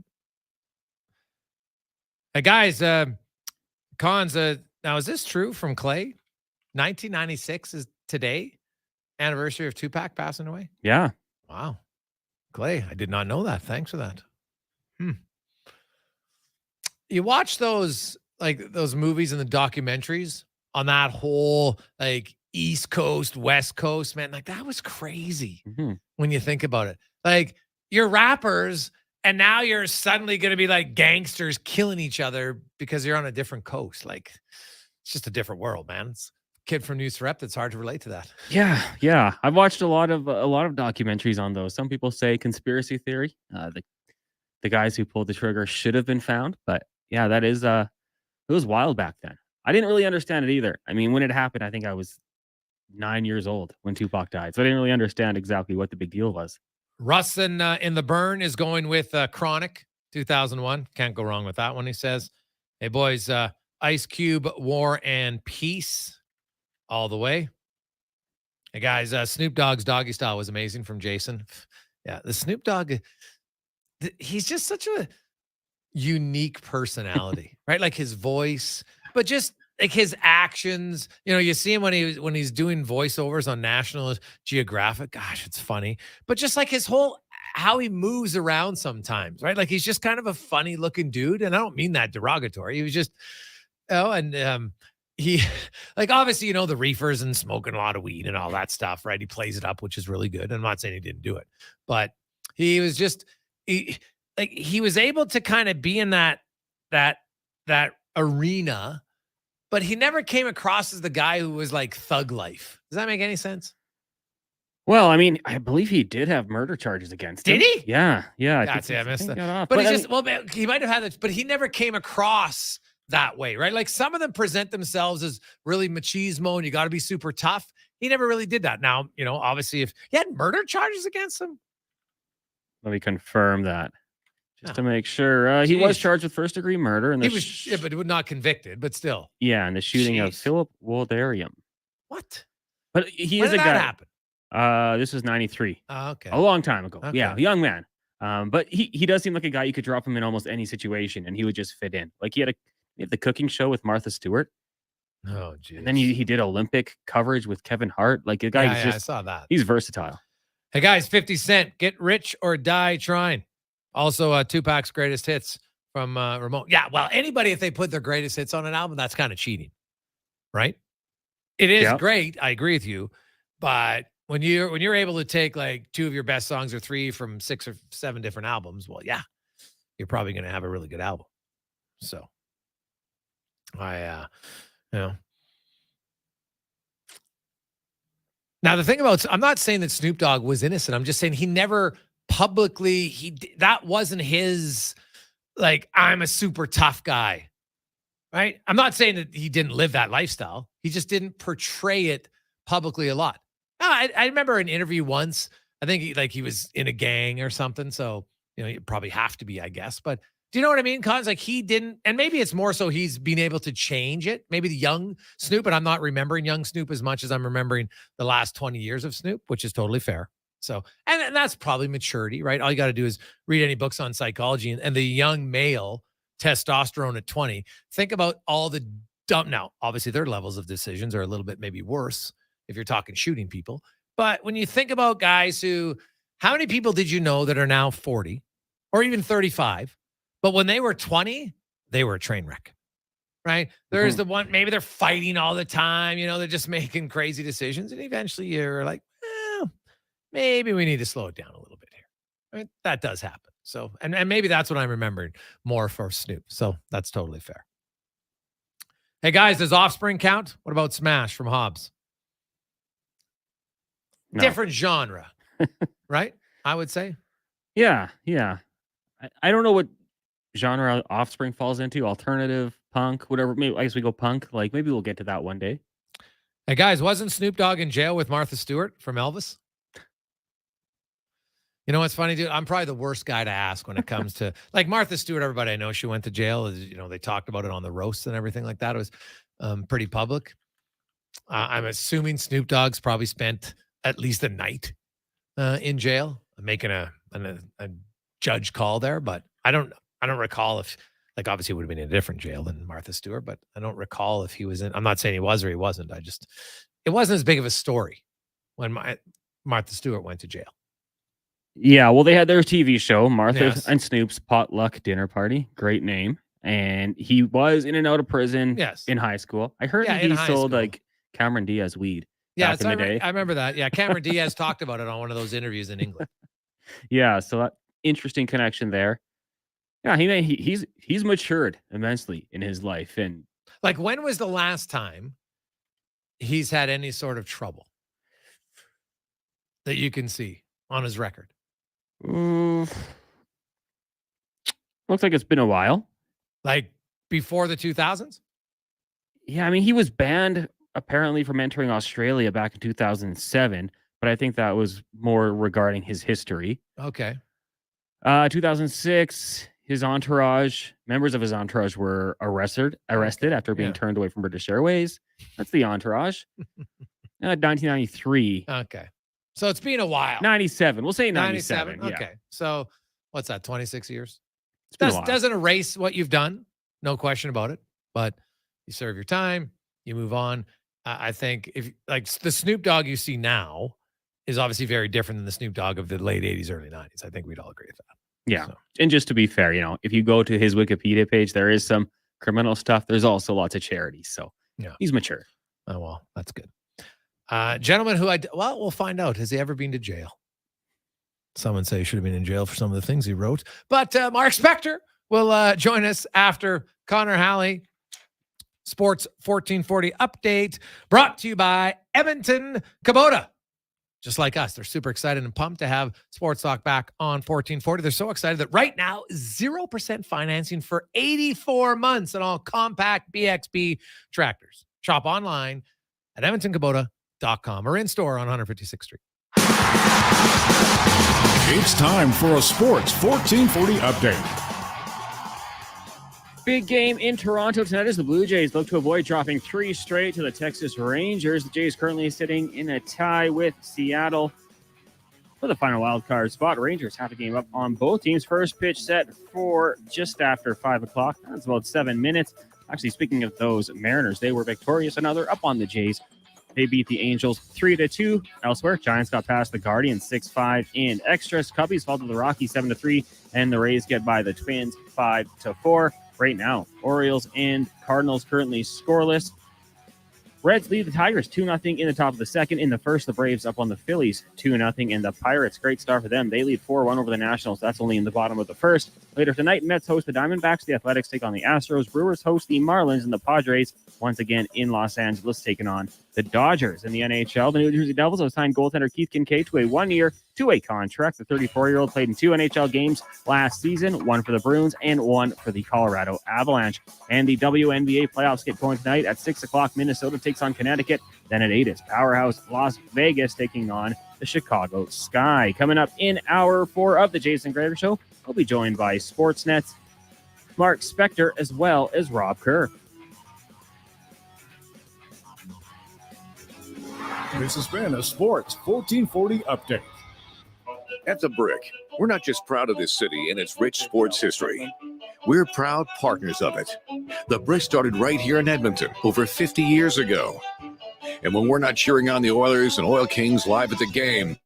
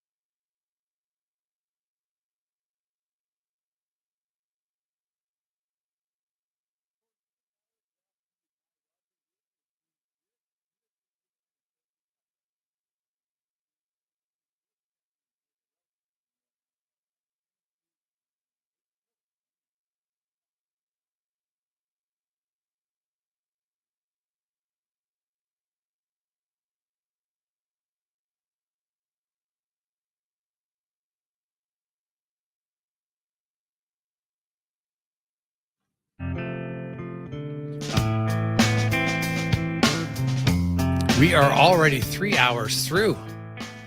Busy Wednesday edition. The Gregor Show, presented by PlayAlberta.ca. Thank you for tuning in. We really appreciate it. Tell a friend, as many of you have. You've been sharing it on social media. We love it. We really appreciate it. Happy to see the sports community rallying around the return of Sports Talk Radio, Sports 1440. And the good news, it's going to be expanding even more. We're getting closer to having weekend sports on the station overnight as well. So stick with us. It'll be coming, which we had said right from the get-go. It's going to be an evolution and a growing process throughout. So we're excited about all that. Happy to have you along for the ride. You can text us 833-401-1440 in our Jiffy Lube inbox. We got a lot of texts. We had our question, who do you see as your unexpected offensive breakout? Connor Brown had a lot of votes. Matthias Ekholm had a few. Hey, guys, I really think Evan Bouchard is poised. I could see him beating 70-point player this year. Well, that would be massive for Bouchard, man. It's great news because I know some people are like, yeah, but what about his next contract? Well, he's got 2 years, right? You worry about that in 2 years. And if he crushes it, that's kind of a good problem to have. Then you're going to have to figure out things financially.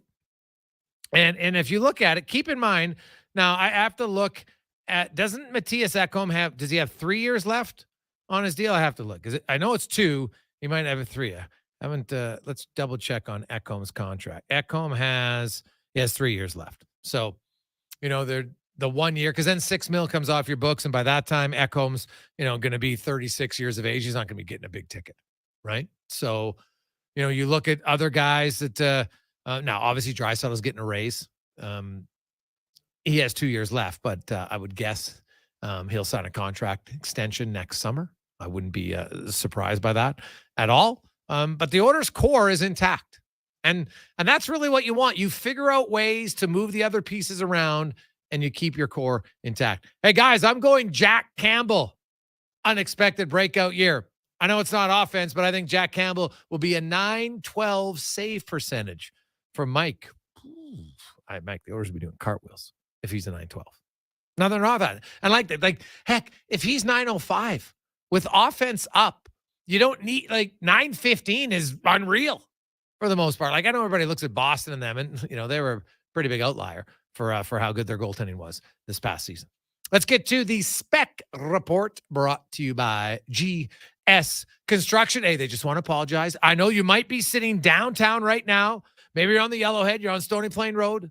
They apologize, but it's almost finished. It's getting closer. So bear with them. GS Construction. Mark Spector from Rogers Sportsnet joins us once again for his daily chat. Spec, we asked the question on if you had to pick one Oiler to have an unexpected outburst this season, who would it be? Who would it be? I'm staying out of the top 6. I think there has to be an asterisk on Evander Kane because he was hurt so much last year. As long as he stays healthy and plays with Connor McDavid, he's going to have a way better season. So I don't think that's a fair pick to make, so I won't make it. I'm going to go off the board a little bit, and I'm going to say a guy who's in the last year of his contract, a guy who's going to have to play well because he's going to get pushed by Dylan Holloway, and a guy who was a lot better last year than the player he was the year before was Warren Foegele. I think Warren Foegele will have a breakout year in the last year of his deal. Now, a breakout year for him is like 20 goals. Okay, it's not 40. Yeah, but I think I think he's getting pushed from below. I think he's turning into a veteran guy. I think he's going to find himself a role on that third line. I think McLeod's going to get better, and I think Fogel's going to have a good year. How about that for my pick? You know what? He's been getting a lot of votes in the text line. Ryan McLeod, Warren Foegele, something Dylan Holloway is ready. We've actually had a few lately coming in from Steve and Mike. They say, guys, Raphael Lavoie, no one's expecting him to even make the team. I think Raphael Lavoie will get a chance, and he'll surprise some people. He's the type of nasty player we need in the bottom 6. Well, is he a nasty player? I don't know. I haven't seen enough of him. Is there nasty there? Well, he's not Clean Costin nasty, but he does play I remember him back in the Memorial Cup in 2000, and he was a force. Now that's against guys his own age, right? And then I do know that the Oilers organization had a conversation with him last offseason to say, hey, you know what? You gotta bring the player that we drafted, and because that was part of his game. He can shoot the puck, and his shots might even be better. I talked to a few guys he was shooting on this summer, and they're like, oh, he shoots the pill. But last year, he played with an edge today. Spec doesn't have to. I'm not talking Ryan Reeves edge. I'm just talking a guy who's big and strong. When you're 6'4" and you're 215, you lean on guys, it stands out. And he can play a little bit of a robust style. He's not going to be Clem Costin telling guys, hey, let's drop the govs. No defense, right? Like he's not doing that. But I think Raphael Lavoie has enough sandpaper to his game that it's noticeable. Okay, so here's the deal on the Oilers' bottom six for me. And if we can talk about Lavoie, we can talk about Ryan McLeod, we can talk about if Holloway finds himself down there. We can talk about if Bourgault hangs around a little bit. I'm not sure he will, but let's say for fun he does. Here's the deal. What they don't need is a bunch of skill guys in their bottom six. The Oilers have more skill than anybody in the league in their top six. They got enough skill. If we're talking about Lavoie, you're exactly right, Jay. They need the side of Lavoie that makes him hard to play against. He doesn't have to score 30 goals. They got enough goals. They lead the league in offense. What they don't lead the league in is having a bottom six that punishes you a little bit, that's hard to play against, that if you're vulnerable, might drill you once in a while. That's what they need in their bottom six. I don't care who the guy's name is. Don't show up in Edmonton trying to play the way Kane plays, play the way Draisaitl plays. They got enough of that stuff. Come to Edmonton and show that you're a different type of player for the bottom six, and you got a good chance of making this team. Yeah, like they had last year, everybody basically scored 10 goals. If you get everybody averaging 10, as a few guys chip in 13, 14, you're pretty happy because none of that's coming on the power play from your bottom six. So that's, keep it out of your net. Yeah, hey, that's another big one. No question about it. That's that's a team issue, I believe, and it's more so just don't have the major brain cramps that have seemed to arise from them a little bit. I get your thoughts, Beck, because I know you'll be there for the season opener. Quinn Hughes was announced as captain in Vancouver. I know there's a lot of people saying, Quinn Hughes, not Elias Pettersson. The fact that Pettersson hasn't committed long-term to Vancouver, do you think that's why he wasn't named captain, or is there another reason? No, I think that's the A reason. Elias Pettersson is taking a bit of a wait and see here with the Vancouver, the whole program out there, and that's fine. If that's who he wants to be, great. But if I'm running that team, he's not going to be my captain. If he's tapping his foot, waiting to see how things are going to go. Quinn Hughes has the deal. Quinn Hughes is for sure. He's a number. I mean, we can argue today, Jay, discuss whether or not we consider him a legit, bona fide number one defenseman in the National Hockey League. But if he's not today, he's going to be tomorrow, right? This guy's a good defenseman, and he's going to be your cornerstone D-man for a long time. I have absolutely no problem with that pick. Is he young? Sure. Was Connor McDavid anywhere close to ready when he was 18? Not even close, pal. He's so much a different captain today than he was, even 4 years ago. But Quinn Hughes, if I'm running Vancouver and I'm looking at what I got there, Quinn Hughes is my guy, absolutely 100%. And that's fair. I'm kind of curious about Vancouver. Their last few seasons, I think, have been disappointment for them. Injuries and then Demko's play definitely were a factor the one year. The coaching carousel, firing coaches obviously doesn't help, and you're learning new things. And both years they got better after the coaches were fired. So my question is, Edmonton's playing Vancouver the first two games of the season. And Edmonton has talked a lot this offseason about, we want to be ready. We want to have a good start. And they've been repeating that.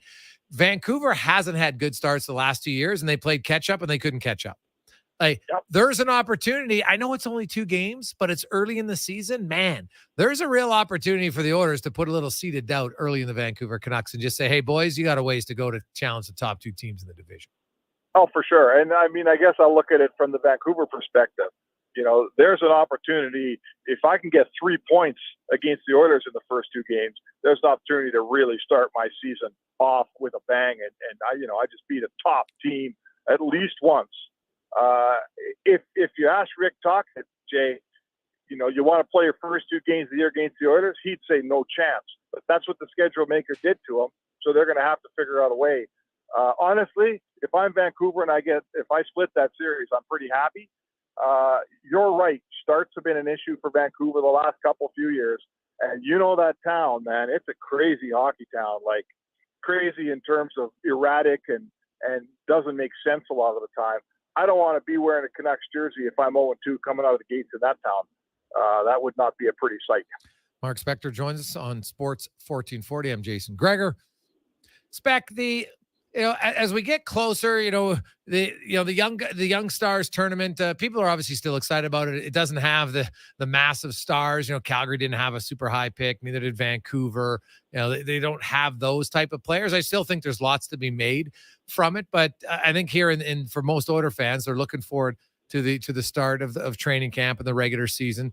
So when you look at, now they got Ern and they got Gagne and they've got Sutter on PTOs, and then there's Ryan and Janmark.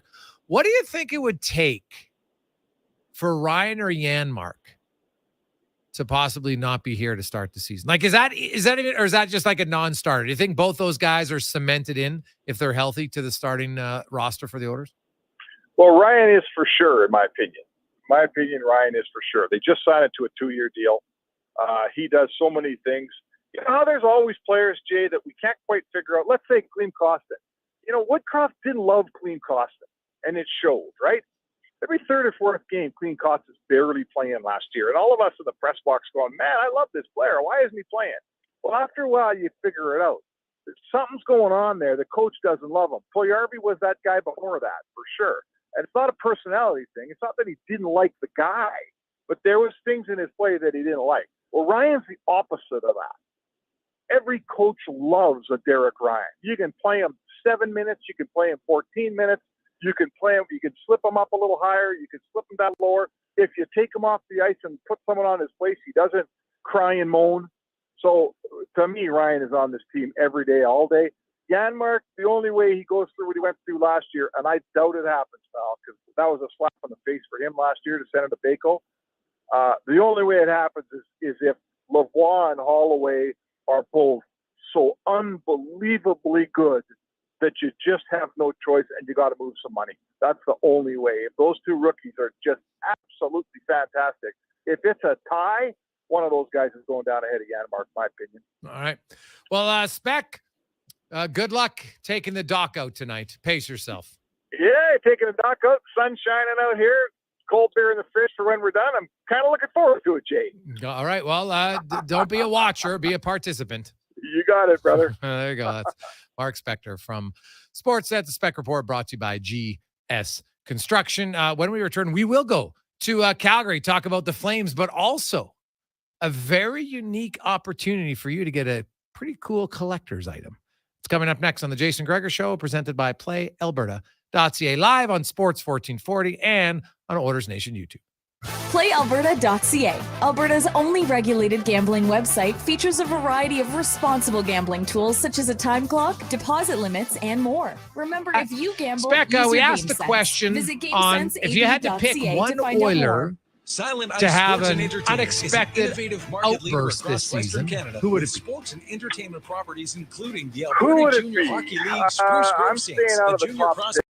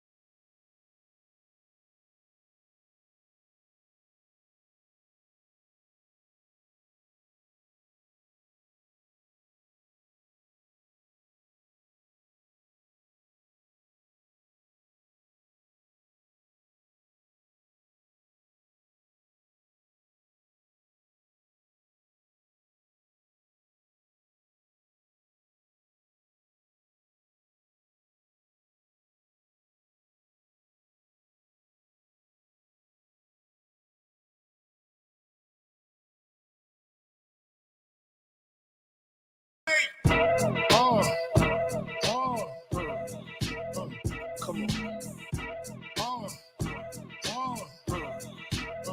Come on.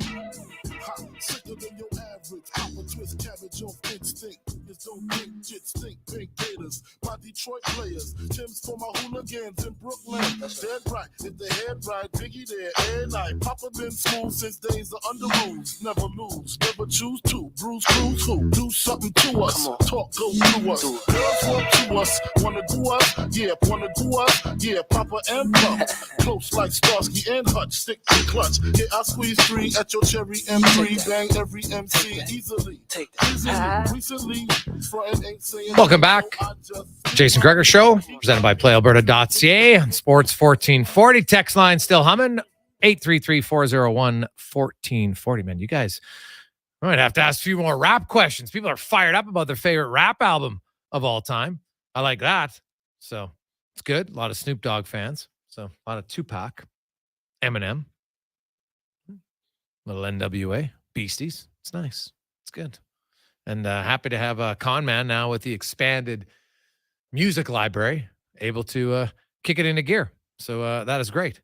And expect more of that. It's one of his fortes all the time, is having, what I'd say, just good music to add to the ambiance of the show, which is quite nice. So there you have it. Now, we have lots to discuss. We've been talking about it earlier, the Oilers, and everybody expects the Oilers to be good.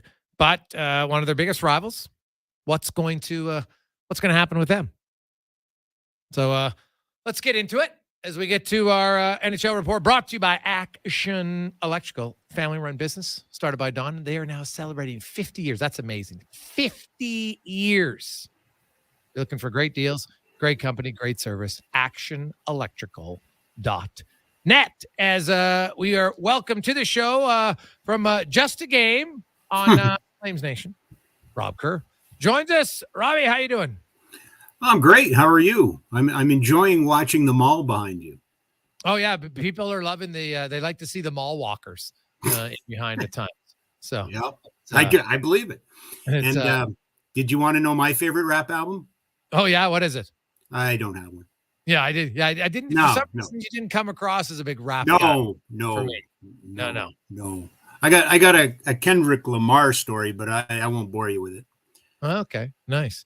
Now, I want to. You got a really unique collector's item. We're going to get to a second, but I want to talk about the Calgary Flames. And they don't have a captain. They say they're going to name a captain. Like, is it going to be Rasmus Andersson now? Is that kind of the obvious choice? I think that's where they'll end up. I think Michael Backlund was the odds-on favorite at the end of the season last year. He's drafted back in 2007, longest serving member of the club. Just a King Clancy Award winner. I mean, he stood up against Daryl Sutter and has that weight and carries that gravitas, but he's also an unrestricted free agent at the end of this year. And he's been straight up about it. Like, he's kind of tired of the up and down. And, if it doesn't work this year, if the wheels continue to fall off, then he probably wants to move on. So Mackenzie Weegar's another name, part of the Tkachuk trade from Florida, really came on, played very, very well in the last half of the season. Another guy that I think a lot of people like. I think there would be some interest in putting a letter on Huberdeau just because of the price tag and, what the expectation would be. But Rasmus Andersson's the guy. He's young. He is a leader. He's a good defenseman, kind of in that caliber of Mark Giordano, I would think, not necessarily well known beyond the borders of the city, so to speak, but he would be a quality candidate. So I'm betting on Rasmus Andersson at this point, but I think their leadership group will be fairly strong, and it just plain simply a mistake not to have a captain for 2 years. Yeah. Rob Kerr joins us. Now, at the start of the summer, Craig Conroy said, hey, I don't want to go into next season with, a similar situation, Johnny Gaudreau. I want to sign some of the guys. And then here we are now. We're a week away from camp, and he didn't sign any of them, right? And so Lindholm and Hannafin talked today, and they're both saying, hey, we're kind of in a show-me position. They want to see how it goes. What do you make of that? Which guys do you think are ultimately going to re-sign in Calgary? I think when you look at the six, because Toffoli's now gone, I would say Lindholm is probably the odds-on favorite from the standpoint that, this is a centerman's league and you need strength up the middle, and he gives you that. I think 2 years ago was very much an elite centerman. I think last year was more of a good centerman. Hannafin's I don't have to lecture anybody in Edmonton. Hannafin's the typical really good guy, good defenseman with a passport that says USA. And the reality is, without a newer building, without some of the state-of-the-art facilities, sometimes it's difficult to make that argument for players who aren't predisposed to play here. Now, Blake Coleman's an American who chose to come here in unrestricted free agency, but I doubt that Hannafin stays, but I could be wrong on that. Backlund, I think they want to keep Backlund. I think Backlund wants to stay. I just think he's saying the things that you're supposed to say at his age. Ray Bourque changed the game, right? By leaving Boston, going to Colorado, winning a cup. That whole conversation has changed for the last 3 decades now. So, if they play well, if they're a playoff team, I suspect they'll have a press conference sometime in the year and announce an extension. Mangiapane will stay. Tanev, boy, they like him, but, can he stay healthy? So half stay, half go. That's kind of a half full, half empty answer, but that's where I'd go. Where are they? And are some of the players maybe wondering if there's an announcement on the arena? Because you talk about facilities, that does matter for players. Yep. They spend a lot of their time there. And, if you have the state-of-the-art facility, well, you know what? Guess I can train better. Off season's better. Matthias Ekholm was raving about the facilities you got to use in Edmonton this summer. What's the latest on the arena in Calgary? Well, the latest is that it's going ahead, and that, with the UCP government getting in, Danielle Smith made the promises that she made. Very interesting to me that, the city of Edmonton perked their ears up and said, okay, well, what about us? So I think politically they have to, figure out what they're going to do there. But from a Calgary perspective, everything I'm led to believe, Jason, is that as soon as Stampede's over in 2024, there'll be shovels in the ground. Not before, but as soon as it's over. And for those who haven't been to Calgary lately, Stampede grounds have undergone a major renovation at the BMO Center. So a huge upgrade there in terms of the convention space. That's brought in more hotels. I suspect that there will be a district similar to the Ice District. That seems to be in the cards as well. But the frustrating part, it is really hard it almost feels like people have just resigned themselves to, we need a building. Let's get a building. There's no pictures, there's no art, there's no promises, there's no nothing.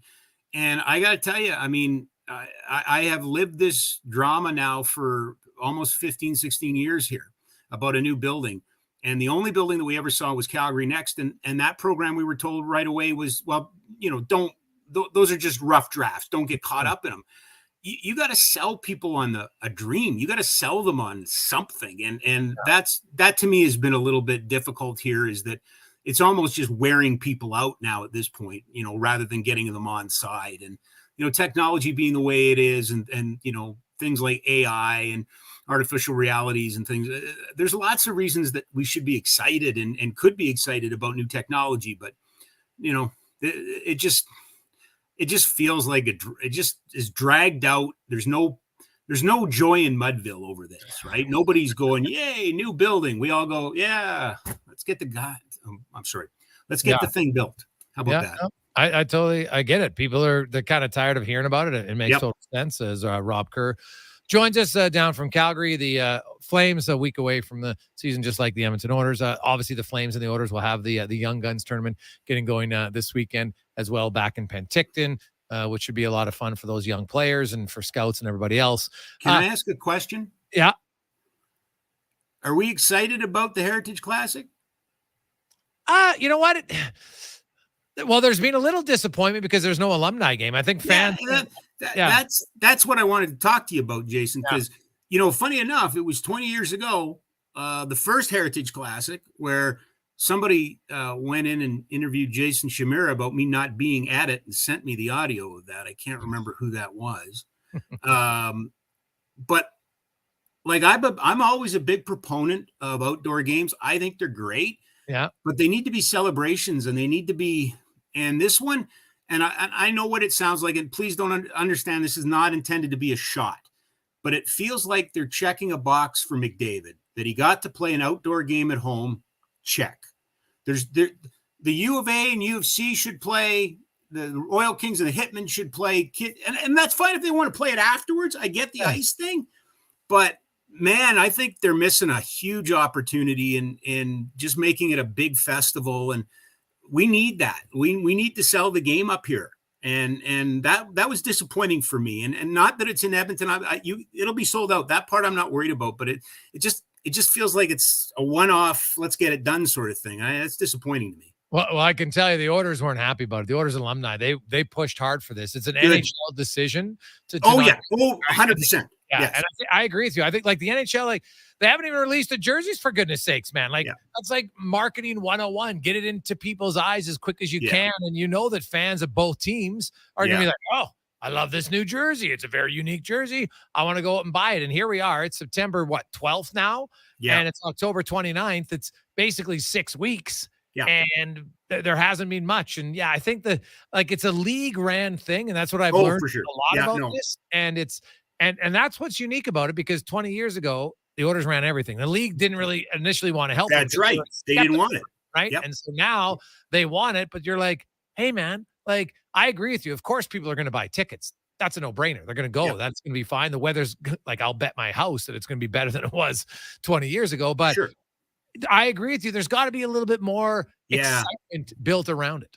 Yeah, the league's cutting some corners and taking some shortcuts that I don't think they should. Like, I'm disappointed in that, because it would be great for a myriad of reasons, but it should be, because I know that's, again, there was the Montreal Edmonton alumni game, and that was fantastic. But that also spurred, when it came to Calgary, the Hitmen played Regina, and we had a big week-long minor hockey tournament and everything. But they get so picky about that ice, and that's why I'm saying play the NHL game first. I'm fine with that, but make it a festival. That just seemed like a miss on their part, on the NHL's part. Yeah, or even play the Oil Kings and Hitmen on Friday, because the game's not till Sunday, right? Like you could do that, I would think. So that's a little disappointing. Now, Robbie, before I let you go, tell me about this. Now, is there like a doghouse challenge? Now, I don't know if because I know, Rob, you have experience at times in your married life being in the doghouse. Yes. So I'm currently in it. So one of the things that I do now, I'm a consultant, and one of my clients is a group called Parachutes for Pets. And the quick synopsis on them is work with houseless, seniors, veterans, kids in child foster care and domestic abuse victims, so that they can keep their pets. We have a pet food bank. We offer medical service. We're not a shelter or anything like that. So on Saturday, we're actually opening the world's first pet advocacy center. So in Calgary, we'll have a number of different agencies that work with the pet and the client, and they'll all be under one house. So they don't have to drive around town. You know, we really value the pet animal bond. And to launch that, we are doing a doghouse challenge, and Michael Backlund, who was kind of the original, and we talked about him, original influencer, ambassador for Parachutes for Pets, the King Clancy Award winner. He's got a Zamboni that we're putting in. And so it's a doghouse Zamboni, and it's all deckled up with parachutes. And Michael and his wife, Frida, had a dog named Lily. And Lily was their life, and she got really sick and passed away, and they wanted to keep her memory alive. So they started something with Parachutes called Lily's Legacy. So when a child is in foster care and they're getting moved, so rather than losing that animal, we have the resources, all the necessary steps to keep the animals with the children. So we're up to about 120 kids since COVID that we've been able to keep their pets with them, thanks to the Backlunds. So this is their contribution. So we've got an auction of about 8 different dog houses, and the Zamboni one is the one that I helped out with, and really proud of it and really excited about it. We're hoping to raise a lot of money to keep the shelter or keep the center going. That's the second time I said shelter today. Center going.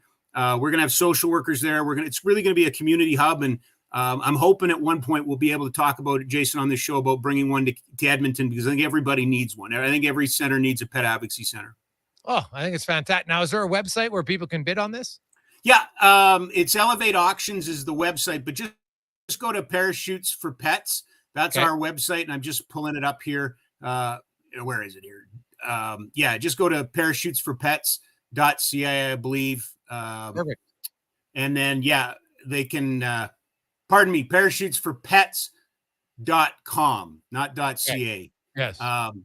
But if they go there, they'll be able to find the link to it. And there's actually there's a huge one with the Saddle Dome and with the Bow Tower, and like it's incredible. Some of not all of them the people have done, but we had a veterans group do one. We've had a beer league team do one. It's community. It's really cool, Jason. Thank you for asking, by the way. I really appreciate it. Pet advocacy. I can tell you we have a dog, and my son absolutely adores it. I couldn't imagine being a foster child, and just to get taken out of a home would be hard enough, but to lose your pet, the one thing that your pet's always there for you. That's what's so great about pets is they don't judge, right? They sense when you need some help, and that would just make it harder. So I think it's fantastic what you guys are doing. That's awesome. I hadn't heard about it. So we're living in a mental health crisis, right? And this is a huge part of that. Yeah, for sure. Robbie, great stuff as always. Thank you, sir. Congratulations. I'm so excited for everybody in Edmonton to have you guys back, and the show's been awesome, and I'm glad you're on the Nation Network. It's nice to be teammates again. Yeah, it's good. I like it, Robbie. Good to talk to you, man. We'll talk to you throughout the year. Anytime. That's Rob Kerr from flamesnation.ca, host of Just a Game. And we got Gregor. What is that website, man? I love pets. Well, there you go. It's very easy. It's very simple. It was now .com. I want to make sure that I get it correct, right? You can go to elevateauctions.com. That's one, which is very easy, right? So check it out there. And what was the other one? Parachutesforpets.com. That's the other one. Parachutesforpets.com. And I know they're like, you want to have an emotional conversation with people, you talk about the importance of their pet. Whether you're a cat person, dog person, well, let's be real. We all know dog people are better, but hey, we don't want to judge right now. We don't want to judge.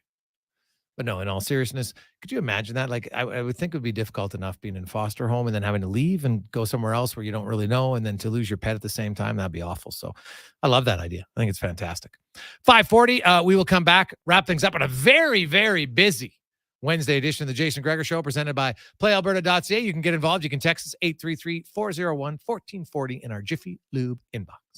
No project too difficult. No problem too complex for Action Electrical. Edmonton's leading electrical contractor is a family-run business since 1973 and proud to offer complete commercial electrical services of the highest quality. When you need a contractor to design, build, implement, and maintain complex systems or emergency electrical assistance, help is here with the professionals. Book a service call at actionelectrical.net Robbie, how you doing? today. That's actionelectrical.net.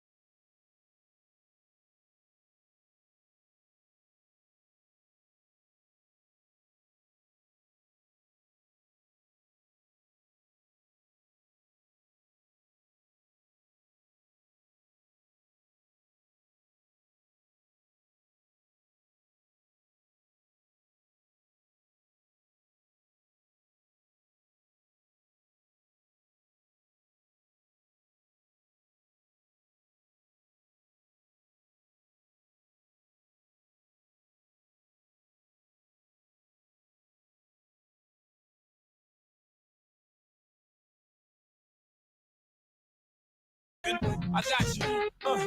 Yeah. If you feeling like a pimp, nigga, go on, brush your shoulders off. Ladies is pimps too, go on, brush your shoulders off. Niggas is crazy, baby, don't forget that boy told you, kid. Yeah, turn up your shoulders. I probably owe it to y'all. Probably be locked by the force. Trying to hustle some things that go with the Porsche. Feeling no remorse, feeling like my hand was forced. Middle finger to the Lord, nigga, gripping my balls. Said the ladies, they love me. From the bleachers, they screaming. All the ballers is bouncing, they like the way I be leaning. Be the Czech Mafia tomorrow because Laddie Schmid is bringing on his good friend, someone that many of you are huge fans of. He's rocking a sick salad right now. One of the most dynamic players to ever play for the Edmonton Oilers, Ales Hemsky, tomorrow morning with Kevin Karras and Ladislav Schmid. You won't want to miss that early, so get in. And if by chance you miss it, of course, it'll be up on the podcast as well. But I think you want to listen to it live. That should be a fun. Schmid and Hemsky, that'll be a good time. Real good time. So, Greg's really good interview, man. We need that in Edmonton for sure from Ranger Dick. You know what? Hey, Jason, is there any way to get in touch with Rob? I'd love to help out, try to bring something like that to Edmonton. That is a wonderful idea. I lost my dog when it died, and it bothered me. I couldn't imagine having your dog alive knowing you can't see it. It's a good point, Stott. Really good point. So, yeah, you know what? Reach out to Rob. He's on Twitter, Rob Kerr. Just Google Rob Kerr. He's got his email on there and everything. And you know what? I think it's something to want to start. So good on them for Calgary. Like, they're not good at a lot of things, but this is something they're good at. So we will give them credit. Hey, Gregor, when will they announce the new Ring of Honor orders that were picked today? Well, just so you know, they haven't been picked yet. So you go through the nomination thing, and everybody at the end, you do your presentation on which player you think should be in. And then when it's all said and done, now, again, there's 11 people who have somebody they can nominate, but you don't know who the other people are nominating. So when you show up, there might be a chance that you're nominating someone that someone else already has. That's just how it goes. Now, you could have a conversation and say, well, should you tell in advance who you're nominating? I don't think so. You don't have to have 11. You can only vote in 2. So if one year there's 8 people nominated, one year there's 9, one year there's 4, then that's how you go. Got to be nominated to win. And so now they compile it, then they make a ballot with all of the names, and they send it to you electronically so no one knows. Then you have to submit your ballot by noon tomorrow. Then they will calculate. Then obviously they're going to reach out to the people that are named, and they'll like to keep it quiet. I would think, based on last year, you would likely have an announcement week to 2 weeks beforehand. Right? The game that they're doing it at is on Thursday, October 26th, against the New York Rangers. And then 3 days later. And then the Oilers don't play Friday. They don't play Saturday. Then they play Sunday in the Heritage Classic against the Calgary Flames. So that'll be at like the Wednesday, Thursday, Friday, Saturday, Sunday. That's going to be a 5-day event. It's kind of unique because the players that get nominated and go up on the Ring of Honor, I would assume, now depending on, maybe they're coaching or doing some other stuff, I would assume then that they would stick around for the Heritage Classic. Like, why wouldn't you? And so, like, that's why, man, like, there's going to be lots of alumni in town just because they want to be there with one of their teammates to see him get honored. That's usually what happens, right? You invite some friends and former teammates. They fly in. They want to be there, share in the moment. So it's disappointing. Like, I don't know, maybe they'll have a makeshift one, but like, what if, here's a question. So I asked this for fans. If they played an alumni game at Rogers Place, would you go? If they did it on Saturday, for instance. Is that something that you would do? And it's just the Oilers alumni and the Flames alumni say, hey, you know what? We're just going to play this game. I might have to ask Pat Garland, like, why couldn't you do it? The reason they're not playing is because they don't want it to be on the ice. Now, some would say, well, it's not the same, and I totally get it. So maybe fans would be like, Greg's, I have no interest. So I'm just curious, as a fan, would you go? Now, if the ticket price was very affordable and all going to charity, I think people would go. But maybe I'm wrong.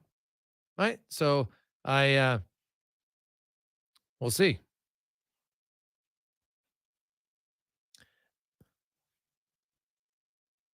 Hey, guys, we need a 6 a.m. slot from J-Rock. In due time, J-Rock. In due time. You got to remember, man, we had to put this together in 3 weeks' time. There's lots of costs. There's lots of different things at play here.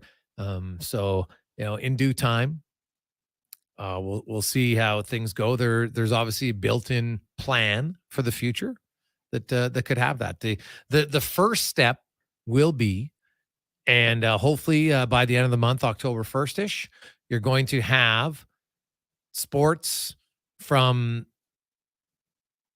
9 p.m. all the way until 6 p.m. weekdays, and then 24/7 on the weekends. Right? There's a contract from 6 p.m. to 9 p.m. right now that they'll honor, but the rest of it, so it could be 21 hours a week, 21 hours a day during the weekdays, and then 24 hours a day on the weekends. Lots of sports talk for you. So that's coming. So there will be some 6 o'clock sports for you within a few weeks, which is good to hear. And then you might see it move. Hey, guys, the alumni game was one of the main reasons I bought tickets.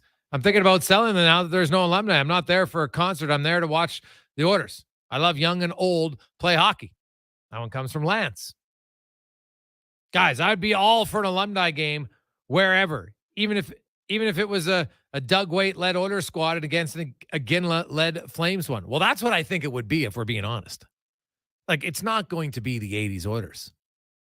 Like, Gretzky's like, no chance, man. Like, those guys are, 65, 66, 64. Like, they don't want to be playing. They'd like to be around it. Maybe stand on the bench and coach. But no, it would be, the 97 era up until really, 2015. You know what? Maybe you bring in a guy like Kyle Brodziak, right? Jason Chimera. Now, when you look at the alumni, here's the thing. It's a big honor to get asked to play in that game because there's only so many spots, right? So I think it would be, that'd be great. Hey, guys, I think it would sell out. People go to watch playoff games on TV. Yeah, but it's playoff games, man. You're right. It would sell out if it was free. No question. But you make it $20 a ticket or something, that'd probably sell out. You're right. It's a hockey mad market. And, people would like it. They'd respect it. So you know what? I might have to get on somebody from the Oilers alumni board to see, what, like, I'm sure they've thought about it, right? Like, I'm not Einstein here. I'm sure they've thought about it. But, you want to logistics, and does the NHL get upset if you do it? Who knows? I don't know. Text in your thoughts, 833-401-1440. We will hear from Leon Draisaitl tomorrow. We ran out of time here to get to him today, so we'll get to LD tomorrow. Also, we will talk a little NFL. Con man, you are at it's Brandon tomorrow at Canadian Brew House, correct? Yeah, Manning location. The Manning location. Yeah. Ooh, well, that's halfway home for him. He's pretty excited. He was fired up for that one. Yeah, absolutely. Yeah. So that's good. It should be an interesting tilt, right? It's no, it's tough. Like the first Thursday, if you're going to play a Thursday game, that's the one you want to play because you had the whole offseason off. Now these guys are, they're playing and it's Philly and Minnesota, and you've got guys, your quick turnaround, right? Like, it's funny. Remember when people said, "Oh, the CFL's a bush league for having them play on Monday and Friday"? The same people like, no problem with the Thursday. If your reason was player safety, not. And I don't think the NFL is ever going to backtrack on it, Connor. Like, high school football's Friday, college football Saturday. They don't want to infringe on it. But you talk to the players. And the other one was, what do you make of the talk about artificial turf and grass? And you saw a lot of NFL players coming out very disappointed at seeing Aaron Rodgers and saying that's an artificial turf issue. If that's on real grass, it might not happen. Yeah, I saw a sports doctor come out and say that particular injury doesn't matter just due to the turf. But, you do look at the studies, and we've talked about it in the past. I think it was a Tell Me I'm Wrong back in the day that NFL should institute a policy where it is all real turf, like real grass, because it's such a big industry, right? They have so much money. These teams could afford to do it And why not get the league involved to throw some of their profits towards it if there's an organization that doesn't want to do it? I mean, the players want it. I would assume the PA's all for it. And yeah, we see cleats get stuck in that fake turf all the time, and twisted knees, twisted ankles, injuries of that sort. Yeah, like I said, I don't know if that particular injury, I mean, would it have been prevented, the Achilles on a real grass field? I don't know, but I think that is something that should be considered for sure. And you're right, the Thursday night game, the NFL, it's too big of a moneymaker, right? They've got the Amazon rights now, so there's no way that's going back, and players hate it. They try to pump it up with saying, well, then you got the weekend off. It's almost like another bye week, but leading into it, that's the injury concern there is huge, and it's not going to go away. Hey, Jason, did you see Hosa's retirement game highlights? Stack crew just having fun showing off their skills from Cal. Well, yeah, there you go. That one was, what the players like it. There's no question. Right? Imagine Ales Hemsky in non-contact. Right? Because if the Oilers had an alumni game now, wouldn't he be at one of the top of the list guys? Like Ales Hemsky is like that guy would be an absolute killer in men's league. I still remember one of the greatest lines ever. Ales Hemsky was in JJ Bear's office. We were talking. Ales Hemsky walks by, and he overheard us talking about men's league. And Ales Hemsky goes, "Oh man, I can't wait till I retire. I'll play men's league and I'll dominate." And he was dead serious. It was so funny.